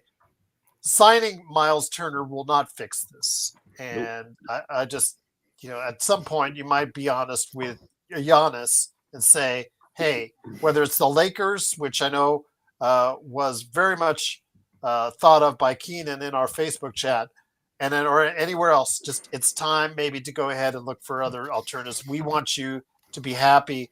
I'm just not sure. You guys, it's about being honest with yourself, and I'm not sure the Bucks really are, Legend. I'm not sure the Bucks truly are being honest with themselves over their future. Yeah, I get the feeling they are still dreaming right now, thinking of that. This is still 2022. We still got a chance to win another title. They haven't accepted the fact that it was probably time to go and do the rebuilding process and start over. And I think they hate, and I think what partly getting them the most, they hate to lose Giannis. They hate to see Giannis walk. But I think it's over. I think you need to go and look to trade him and get some assets back, rebuild his franchise, and start over. Ain't no point of going into deep tax for nothing. Just to be losing. Well, look at who's here. It's a guy who just was on for an hour on his channel talking about the Dodgers with the Dodgers fast pitch and the fact that they didn't do so hot this past weekend against the Astros, the way he spelled it. It is, of course, Joe Soro. Joe, good to have you here. We've talked about some of the winners so far this offseason. I know there's a winner that people want us to go ahead and talk about with the Lakers. Two individuals in Jake LaRavia and also as well DeAndre Ayton. Low risk, high reward type of players that again, they're not on expensive contracts. They have a high potential of producing at a much better rate than they did for their previous teams. With Luka on the floor with them, playing at a MVP-like level that we anticipate could be a really good season for both of them. It makes it, or could make it, that the Lakers, even though they're not really, in my opinion, going all in on next season, as you and Empire Jeff has stated, that they're looking for down the road with a new ownership and also a little bit of money stored away for later seasons, that they could both still be happy. The Lakers fans could be happy with a strong season with those two additions, but still be set up for success down the road. I don't think they're done. I think they're going to do something here in a few weeks. They're going to go all in because they want to give LeBron the last shot at whatever. And I don't know where all this trade talk's coming from. I hope it's not coming from his deadbeat friends, but if it is, it's a pretty stupid one because it's quite obvious that it is them. But go in as much as you can with what you can trade. It's just not that big of a loss in terms of what you have. If you feel like you can get something that can make the team better, if you can replace Austin Reeves with someone who could play both ways, if you can replace Rui with someone that can be more consistent throughout an 82-game season and playoffs. And I'm not saying that Rui is not doing everything he can with the skills he has. He is. But it's not enough. It's not enough. They need more talent. But there's not really much out there anyways. And that's really the point. And that's the question you have to ask yourself if you're the Lakers at this point. Is acquiring a great player right now worth trading that extra pick? Or do you keep your powder dry for a little bit here, Gerald. Wait until the year passes. Then all of a sudden we're in the 2026 year. And you can trade draft picks how many years in advance, Gerald? 7. Yes. So that means you could trade the 26, 31, and the 33 all in the same deal. Right now they can only trade 2. I think They can only trade 2. That's right. They got another one in the past couple of days with the league's calendar going over to a new financial year. So in doing so, they do give themselves some more options with 2 draft picks, 2 first rounders. But again, I think right now, unless something big happens, the signings were good, low risk, high reward. But again, they don't put the Lakers in a substantially better position than they were at the end of next year, end of this past season. They still need more. Their bench is still suspect. They still need defense along the perimeter. They still have holes that they need to fill. I'm hoping, Joe, that they will go ahead and make the moves that they can around the edges to do just that. Anthony, I'm going to drink a beer with you in a few minutes here after I finish this question. The Lakers, it looks like the Lakers have been thinking the same thing some of us have been thinking here the last few months, and that is, what can you do to get talent here without giving up half of your assets in 50 years? I think that's been played out here a little bit. Can we, 2033 draft pick, really? How about we do this? How about you play out the year, get as many talented players as you can with what you have right now. Try to keep as much talent as you can for depth purposes, right? And then play it out. Maybe you get lucky. Maybe somebody gets hurt. Maybe not. I'm not wishing for anybody to get hurt, but that's what's been going on the last couple of years. Maybe you win. Maybe you win from that luck. And then at that point, guess what? You sit down with LeBron and you're like, hey, look, you guys won it, so now you got a chance to play another year. And then at that point, you'll have more assets going into next summer. Even if those guys drop off, you can maybe do a sign and trade. I mean, they did it with Houston, right? They did the 7-team trade. They did it with those guys. I think it's easier for everybody to do it these days. But it's a win-win situation either way, in my view, for 2026. See if you can do it. If you can't, it's okay. You're going to drop all the issues you have at the end of 2026, and then at that point, you can focus on how to build this team around Luka Doncic. Do you guys think that Reeves works well with Luka if LeBron is not there? The question is, who's replacing LeBron? Because I think Austin's a good team player. He'll be fine. Rui's a good team player. He'll be fine. I think to me, it's less about who and more about what can they do. I don't really care about the who when it comes to replacing LeBron. I care about the what can you do out there with those two. Because it's going to take it. You're going to have to be 6'7" to 6'9" on the wing. You're going to have to be able to run the floor. You're going to be able to have to make open shots. Not a lot of guys like that are available, Gerald, readily in the NBA, unless they get disgruntled. And there's always a disgruntled NBA superstar right around the corner.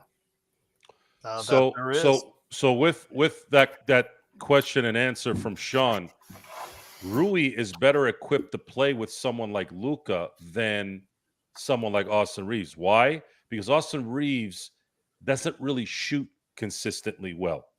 Austin Reeves actually plays better when he has a little bit of control of the ball. Well, there's only one basketball, so that's not going to work.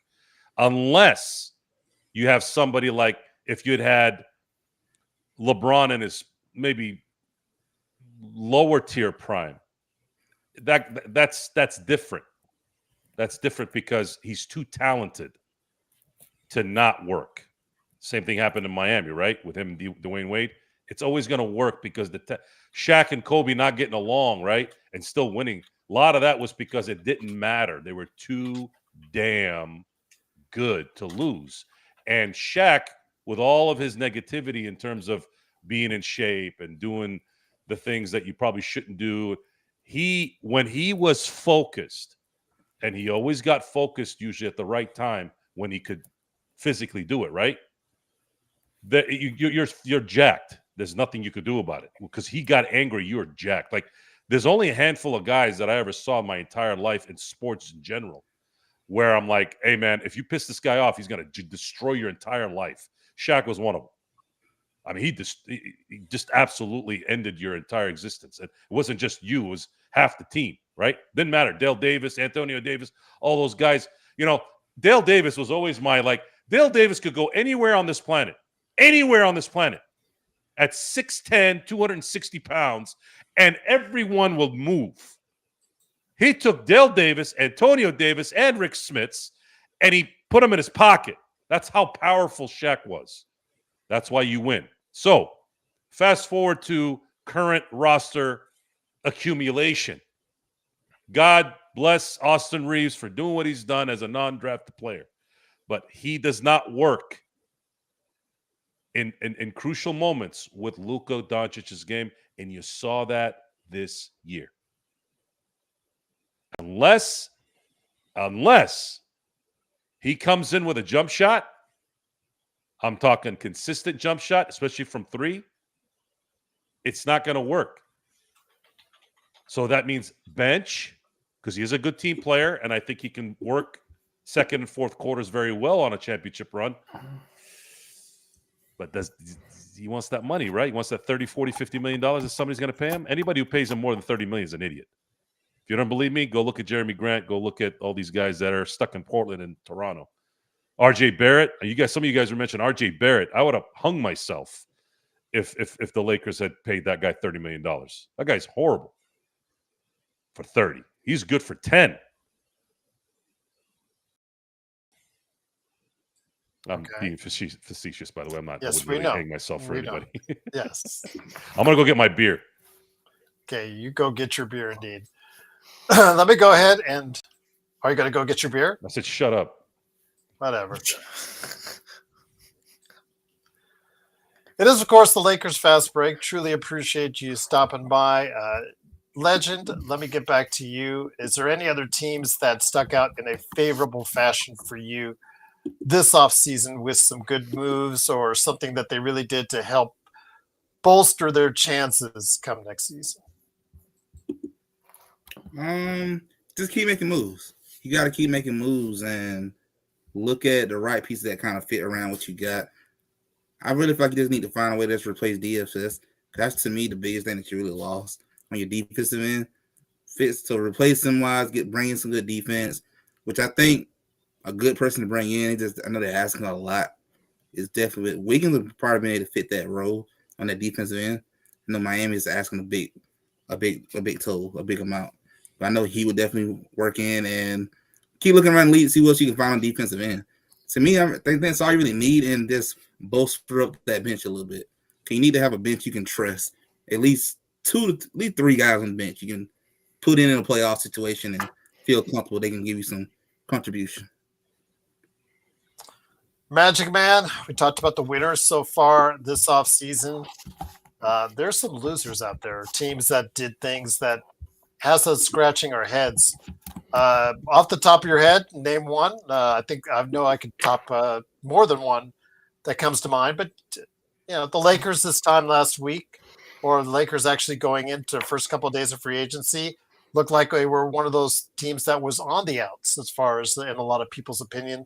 But I'm glad that they got and they did some things to help maybe this team win some games next season. But who in your mind has not done themselves any favors this offseason? Oh, Lord, Gerald. I mean, Joe Dumars and Troy Weaver up in New Orleans, I don't know what they're doing. I'm for the life of me, a few days ago, wasn't doing much, Gerald. So I just sat on my lazy boy. And Gerald, for 10 minutes, I just stared at the wall, figuring out why are the New Orleans Pelicans doing what they're doing. And I just figured it out, Gerald. It makes no sense. That a franchise has made no sense for years. They might. Joe's. I like the sound that makes. That's So they're Gerald. You trade you're dummy. You traded away a 2026 lottery pick, Unprotected pick, by the way. unprotected. That, by the way, could go in either direction. You could have struggled and got it, but you traded it away. So now, if you do struggle, guess what, Gerald? You don't get it. Atlanta gets it. Atlanta decides if Milwaukee and New Orleans are terrible. Guess what Atlanta could do, Gerald? Hey, guys, I'm going to swap picks with New Orleans, and then I'm going to swap picks with Milwaukee. Cheers, Anthony. Enjoy the number 2 and 3 pick. Gerald, amazingly, the Atlanta Hawks could end up. Sorry. I should have muted myself. Yeah, you should have. Amazingly, Gerald, the Atlanta Hawks could be, a team that has multiple first overall picks. Like, they could be the first team with 4 now, Gerald. Yeah. 4. And you see, we just talked about them. Sorry, I should have muted myself. Player personnel wise, what they did this offseason has made Legend a happy man with the players they got. Porzingis, they got, of course, also Nikhil Alexander-Walker, and then they drafted. You got Asa Newell. Yeah, you and by the way, you have Jalen Johnson coming back from an injury too, Gerald. Setting themselves up for success was really good. Legend, who do you have as a loser this offseason? Definitely the Pelicans got I don't know what the hell y'all doing over there. Pelicans, Warriors, your front office is trash. Just absolute trash. Just what the fuck is he? What are you doing, man? What the fuck, man? Cheers to that. Cheers to that, indeed. But it is, of course, Legend from I Got Knecht Sports Media, Magic Man Chuck Rice, and Joe Soro from the Joe Soro channel. Joe, another team that you think called The Experiment, not the Joe Soro channel. Type it up on YouTube. It comes up I'll as Joe type Soro. On your face if you get it wrong again. Then I'm gonna keep on typing Joe Soro because you know what, you're the idiot who just put Joe Soro in there. That's what it comes up as. So go talk to Google. Don't talk to me. But be that as it may. Oh, look at this guy. Thinks he made it funny. Oh, I know I did. Ask me the question. I said, what team do you think was a loser besides New Orleans, which we're taking shots at this offseason?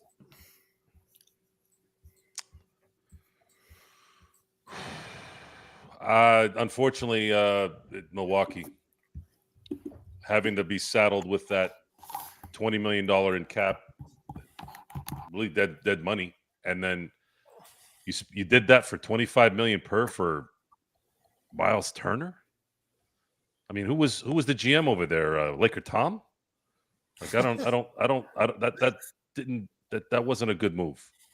And with the Pelicans, the silver lining there is, I guess you got to get really, really bad so that you can hopefully get good, right? I guess they tried that twice. It didn't work out for them. Well, 3 times technically, but if you count the Chris Paul. Yeah, but like every time they do that, it feels like a Pelican takes a 4-pound shit on them. It's almost as if a Pelican shits on a Pelican. Yeah, and unfortunately, it's unfortunate because a Pelican is a very powerful animal, but they are very not powerful in terms of a franchise. I strongly urge, and I have friends who are from Baton Rouge and in that area. No one gives a shit about the Pelicans over there. Move them to Seattle, end the misery already in New Orleans. I love New Orleans, by the way. I was there after Katrina, and it was still fun. Great city. And I understand going to Super Bowls there and all that. Great atmosphere, man. I was surprised at how much I loved the area. I really was. But that place needs to not that place is go Tigers, man. And the Saints. That's it. LSU and the Saints. They don't give a shit about anything else. And they have plenty of sports there. They got LSU baseball, which is bigger than the Pelicans. Let it go. Sean, you're on mute. I got you. Go ahead. Yeah, they get 9 universities there alone. You got LSU, you have Tulane, you have Louisiana Tech, you've got Louisiana University, you've got oh gosh, it's a party city. It's a school. It's a party school city. That's what it is. Joe's right. Like the only pro sports that work there are the New Orleans Saints. So get those guys out of there. Move them to Seattle. Make like it never existed. They didn't win anything to exist anyways. Well, that the team though takes on sometimes. You know how the team takes on the look of the city. Like New Orleans is kind of grimy. I know it's not, but it looks grimy from the outside. And that organization is run like a grimy organization. They're grimy the way they do things over there. I mean, one thing we've noticed too is that you just can't build a sports arena anymore, though, Joe. I mean, that's why the Smoothie Center is there. You saw the Smoothie Center. It's not just one arena. It's huge. It's like LA Live. That's what a lot of these cities now and leagues are looking for. It's not just can you fit 19,000 people? Can you create an ecosystem around that arena? It's interesting you mentioned LA Live. LA Live was supposed to heighten. It was supposed to heighten Staples, the Staples Center area, right? And it didn't. It actually reversed it. The atmosphere is not. A lot of people might say the same thing about the Smoothie Center in New Orleans. Joe, go ahead. No, I haven't been there in a while. I haven't been there in 16 years, so I don't know what it's like now. But sometimes when you gentrify things too much, especially in downtown LA, you ended up taking the essence of the special part of certain things in that area. So that empty lot, that parking lot, or might have been a very popular restaurant. There was a popular restaurant there that's not there anymore. That me and my friend used to go eat before we'd go to the games. That one that's gone. Like you sometimes What's you it got. called? I forgot the name of it because I'd only been there like 5 or 6 times. I liked Wolfgang's that was there. That was really good. That was there. And then they turned it into the popular things, right? The yard houses and all that. Yard house is nice in my view in a mall area. That's what the yard house will be. The yard house is like it's like a higher end Chili's or Applebee's, a higher end one, right? They have these yard long, that's the whole point, the yard long beer things, right? It's like a more elegant, more advanced Chili's with a huge menu. You put those in a mall area and it makes sense. You put that across or anywhere near a sporting event, it's just not the same. It's just like when they had the ESPN or the Planet Hollywood restaurants. They were trying to promote the whole ESPN and the Planet Hollywood with Stallone, but their food tastes like shit. The atmosphere sucked because their management sucked. Most of those guys are good at managing entertainment stuff. They're not good at managing restaurants. And if you're in a shitty area, you have to deal with a lot of bullshit, like people coming in, asking to go to the bathroom. There's a bunch of bums. There's graffiti everywhere and literal piss where I parked the last time I was there.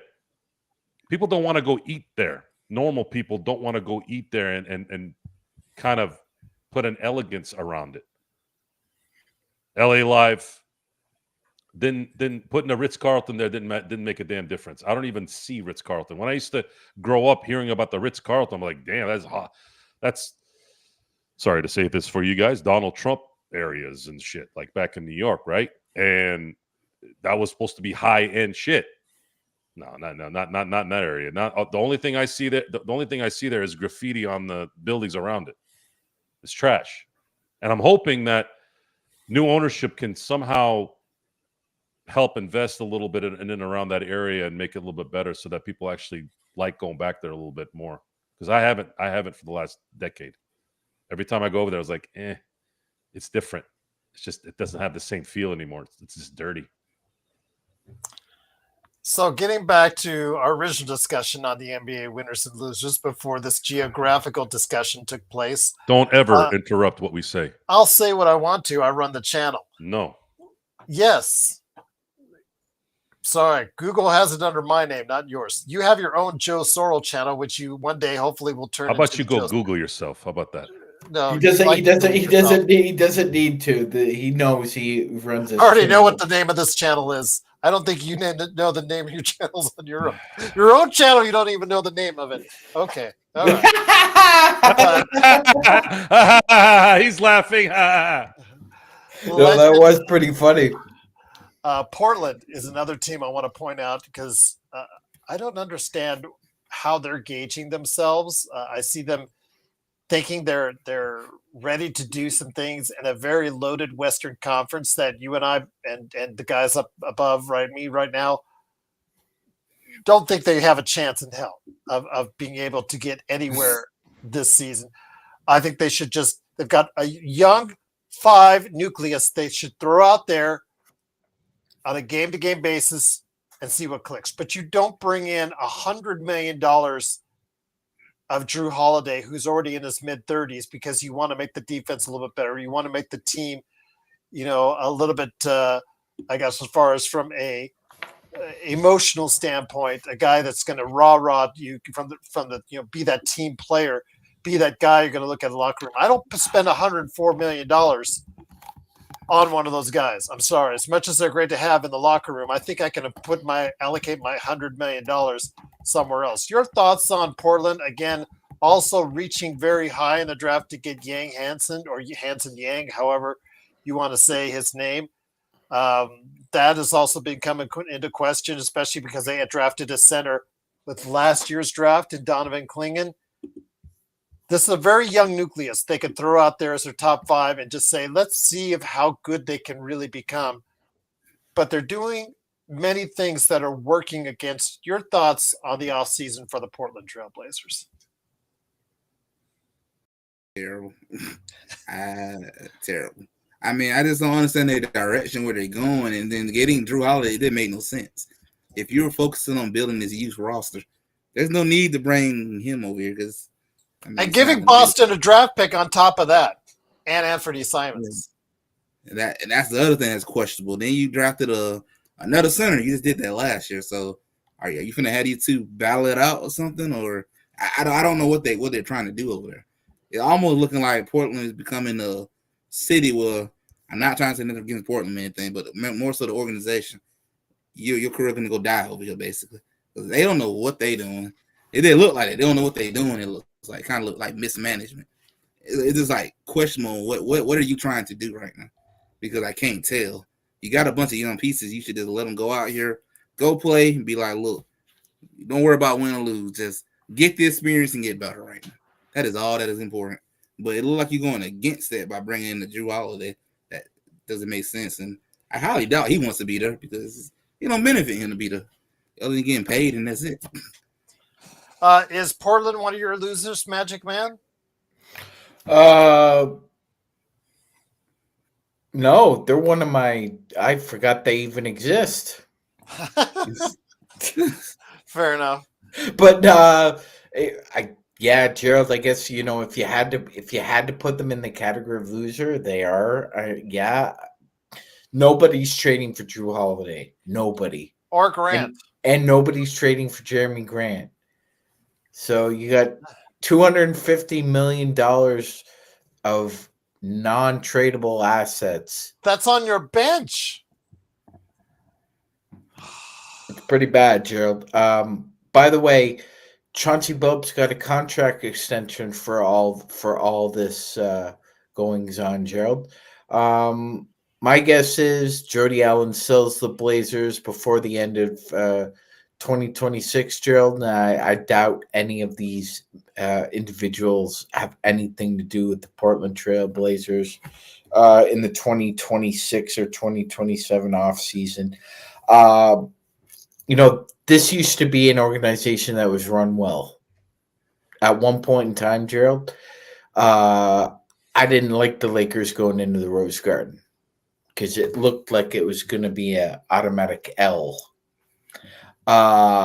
Things have changed quite a bit because Paul died, and he didn't. Obviously, Jody Allen doesn't give a shit about the Portland Trailblazers. She loves mixing it up. Those Seahawks games, Gerald. I see her in her box there. She loves it. Never in her box in Portland. Never. So, just goes to show you how much ownership cares about that basketball team. And Portland does have great NBA fans. They really do. It's just a shame that they're run so poorly. Joe, how do you think the Phoenix Suns did this offseason? They made the trade for Kevin Durant. They got back Green and Brooks.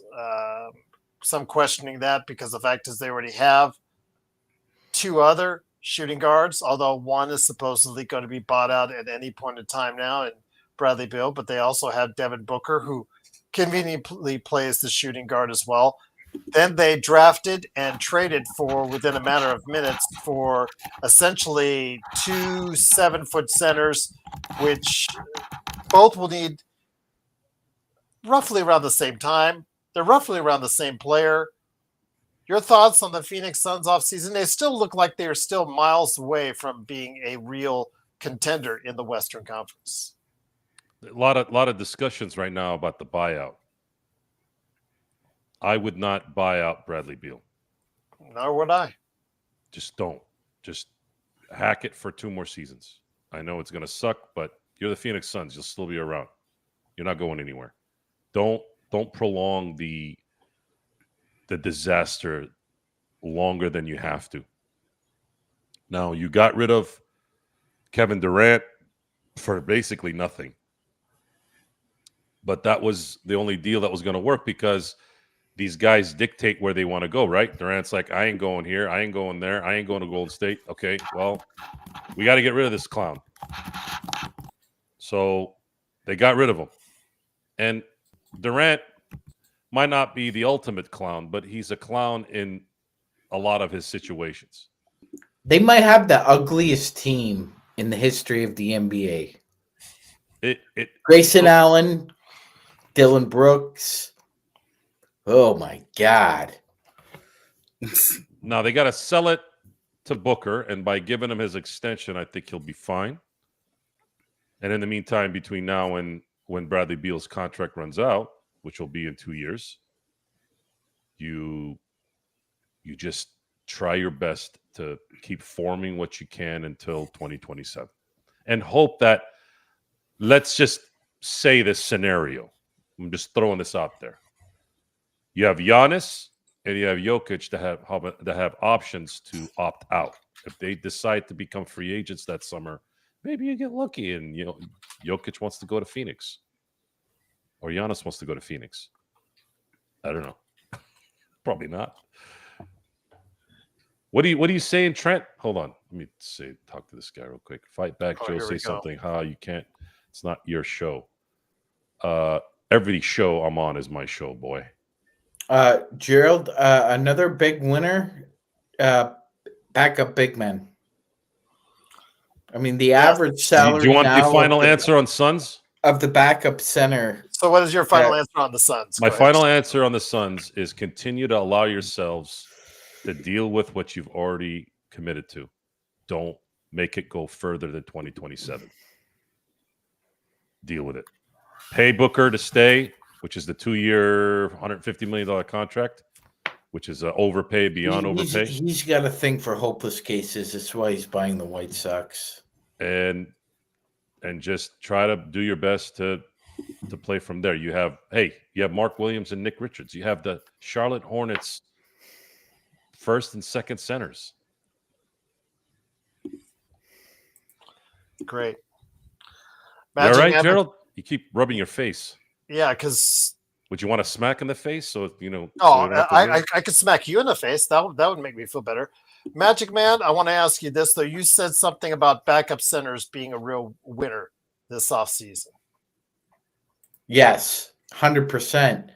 The Gerald, just less than 6 years ago, the average backup center in the NBA was making about 3.5, 4 million. Now you're making 9.5, 10. Saw the deals Brooke Lopez got. Saw the deals other backup centers have gotten. It's a real big winner for them, Joe. Because depth was bereft in the dearth this offseason. So next offseason, what do you expect backup bigs to get? It just shows the importance now that a lot of teams are weighing on centers. Capella got 9 million. Nobody thought Clint Capella was going to even get close to that in the offseason. Yeah, that was crazy right there. But Legend, any other teams stand out in a positive or negative way? Those were pretty good thoughts from all of us on that. But any other teams that stand out that really made a dent or in a positive or negative way here in the offseason as Joe deal with a child? Go ahead, Matt. Go ahead, Legend. I would say Chicago really didn't do much of nothing either. They still got Giddy. What did You got Giddy to worry about. I said, did they give away a pick or something to somebody? I can't remember exactly what they did. They gave something away that was very cool. Yeah, they just give picks away in Chicago. Crazy. And they still haven't done anything with Josh Giddey, who almost averaged a triple-double for them this past season. Really improved his shooting. Still can't play a lick of defense. Sorry, Xbox, but is a really, really good playmaker. And, again, a shooter that almost averaged 40% from three. And he cost them the first pick. Yeah, and he cost them Alex Caruso. As far as it's concerned. Well, no, the first no. pick overall. Josh Giddey's half-court shot cost him Cooper Flag. So. Yeah, LeBron's inadequacy that game cost the Bulls Cooper Flag, and I want to congratulate LeBron James for that. The worst 1 minute 90 seconds of his career, and it cost the Bulls getting the chance at the first pick in the NBA draft. Xbox, I don't think so. He may be able to play defense on the tennis courts, but not on the basketball court. There's a reason why they have him playing the power forward on defense. You gotta watch, man, because he cannot, as a point guard, he is just not able to go ahead and defend other guards. That's fine, because offensively he still does a lot of tremendously great things, but you have to build a defense around him.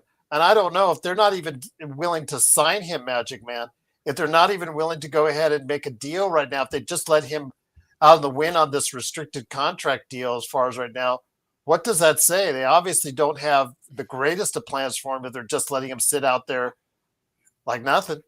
Yeah, exactly. Not much of a plan. I would doubt they have a plan at all for him. So he's just sitting there.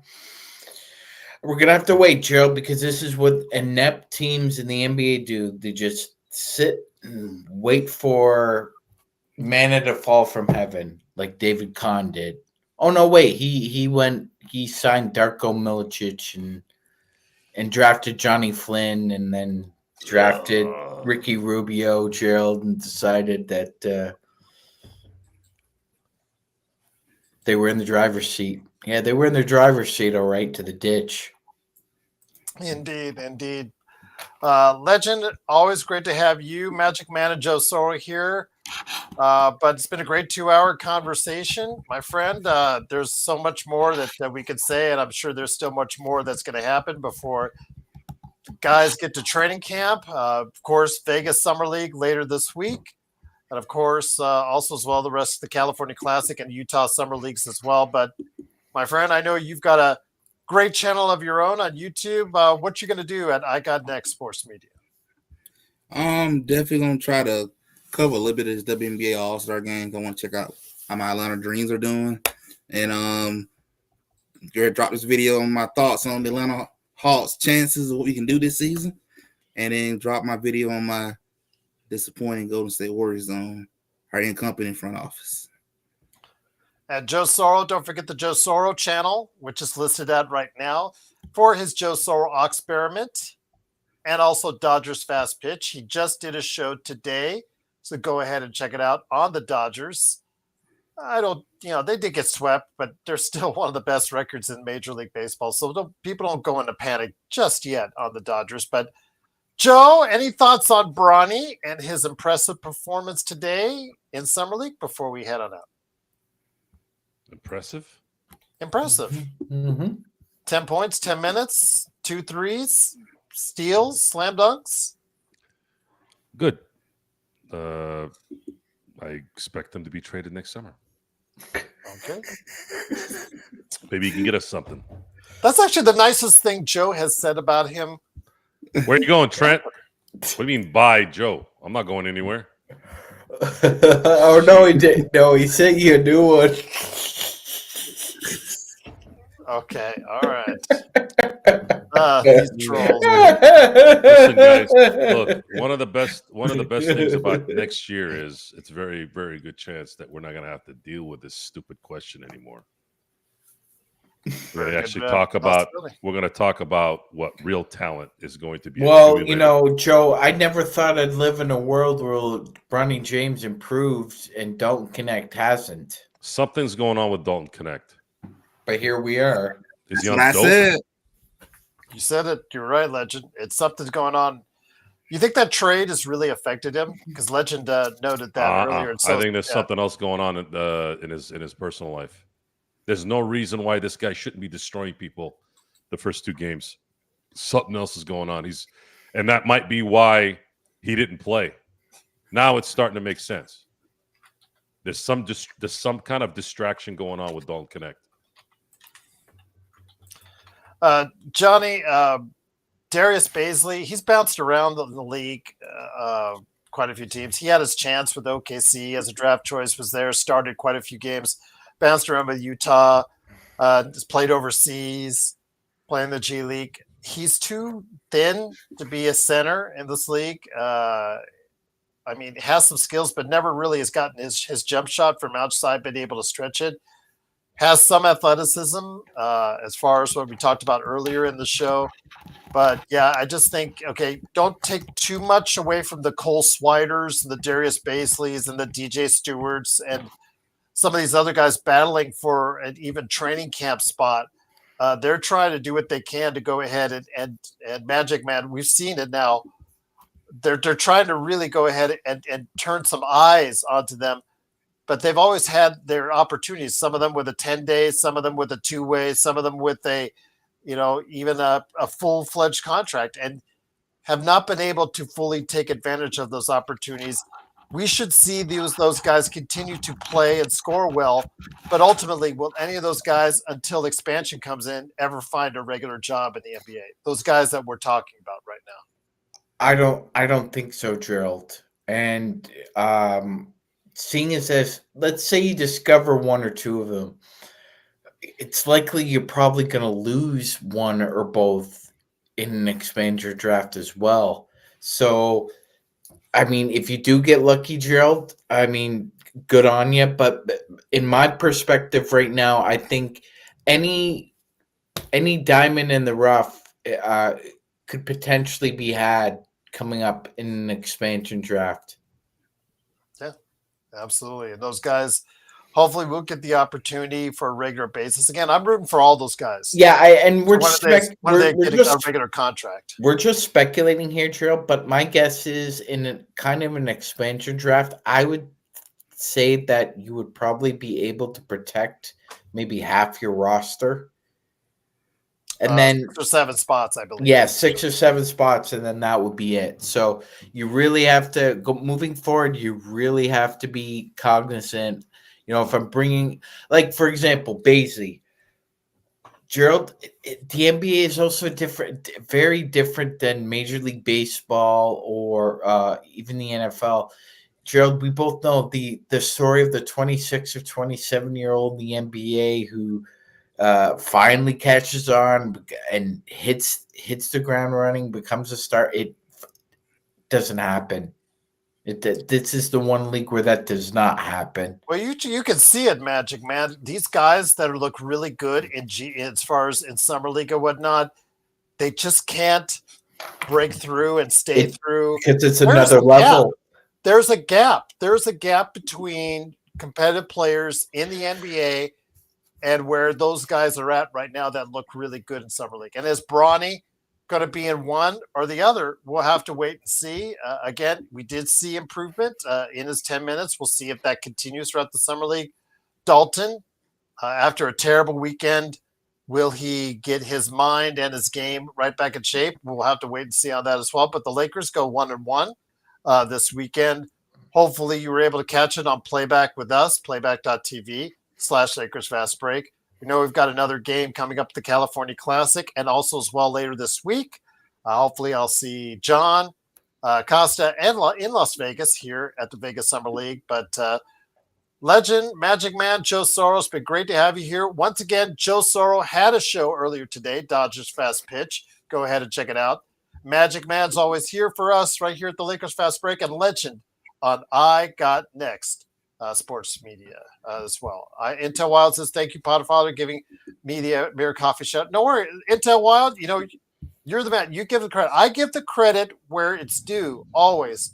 And the credit, you were the first one to point out Amir Coffee as a potential Lakers signing. He's still there. They have to make a decision on Shake Milton. Do they waive him, keep that roster spot open, or bring in someone like Coffee? I'd like to see him bring in a Coffee because I think he can make the Lakers rotation.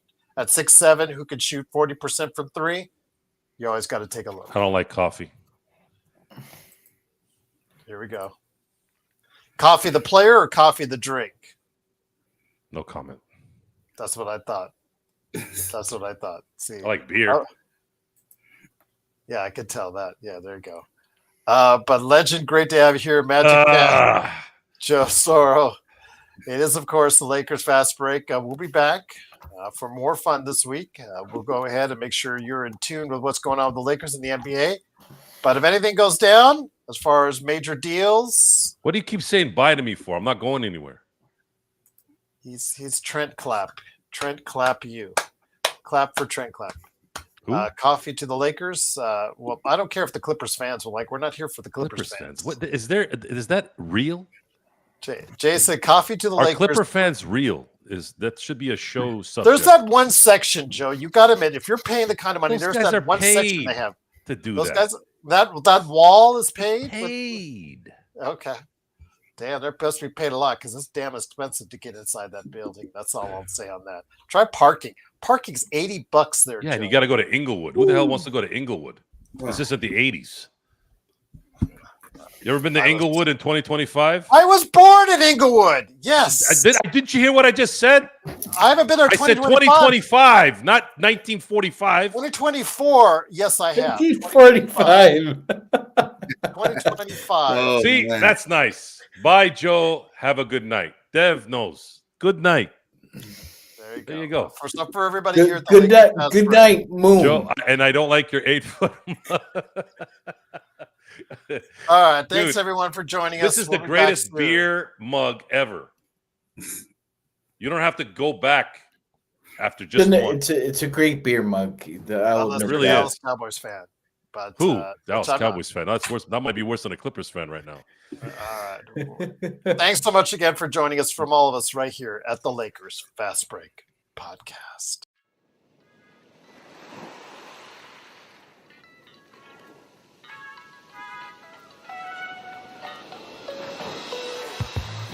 Hey,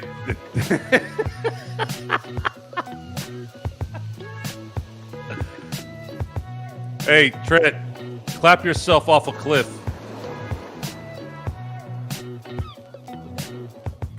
You screwball, you.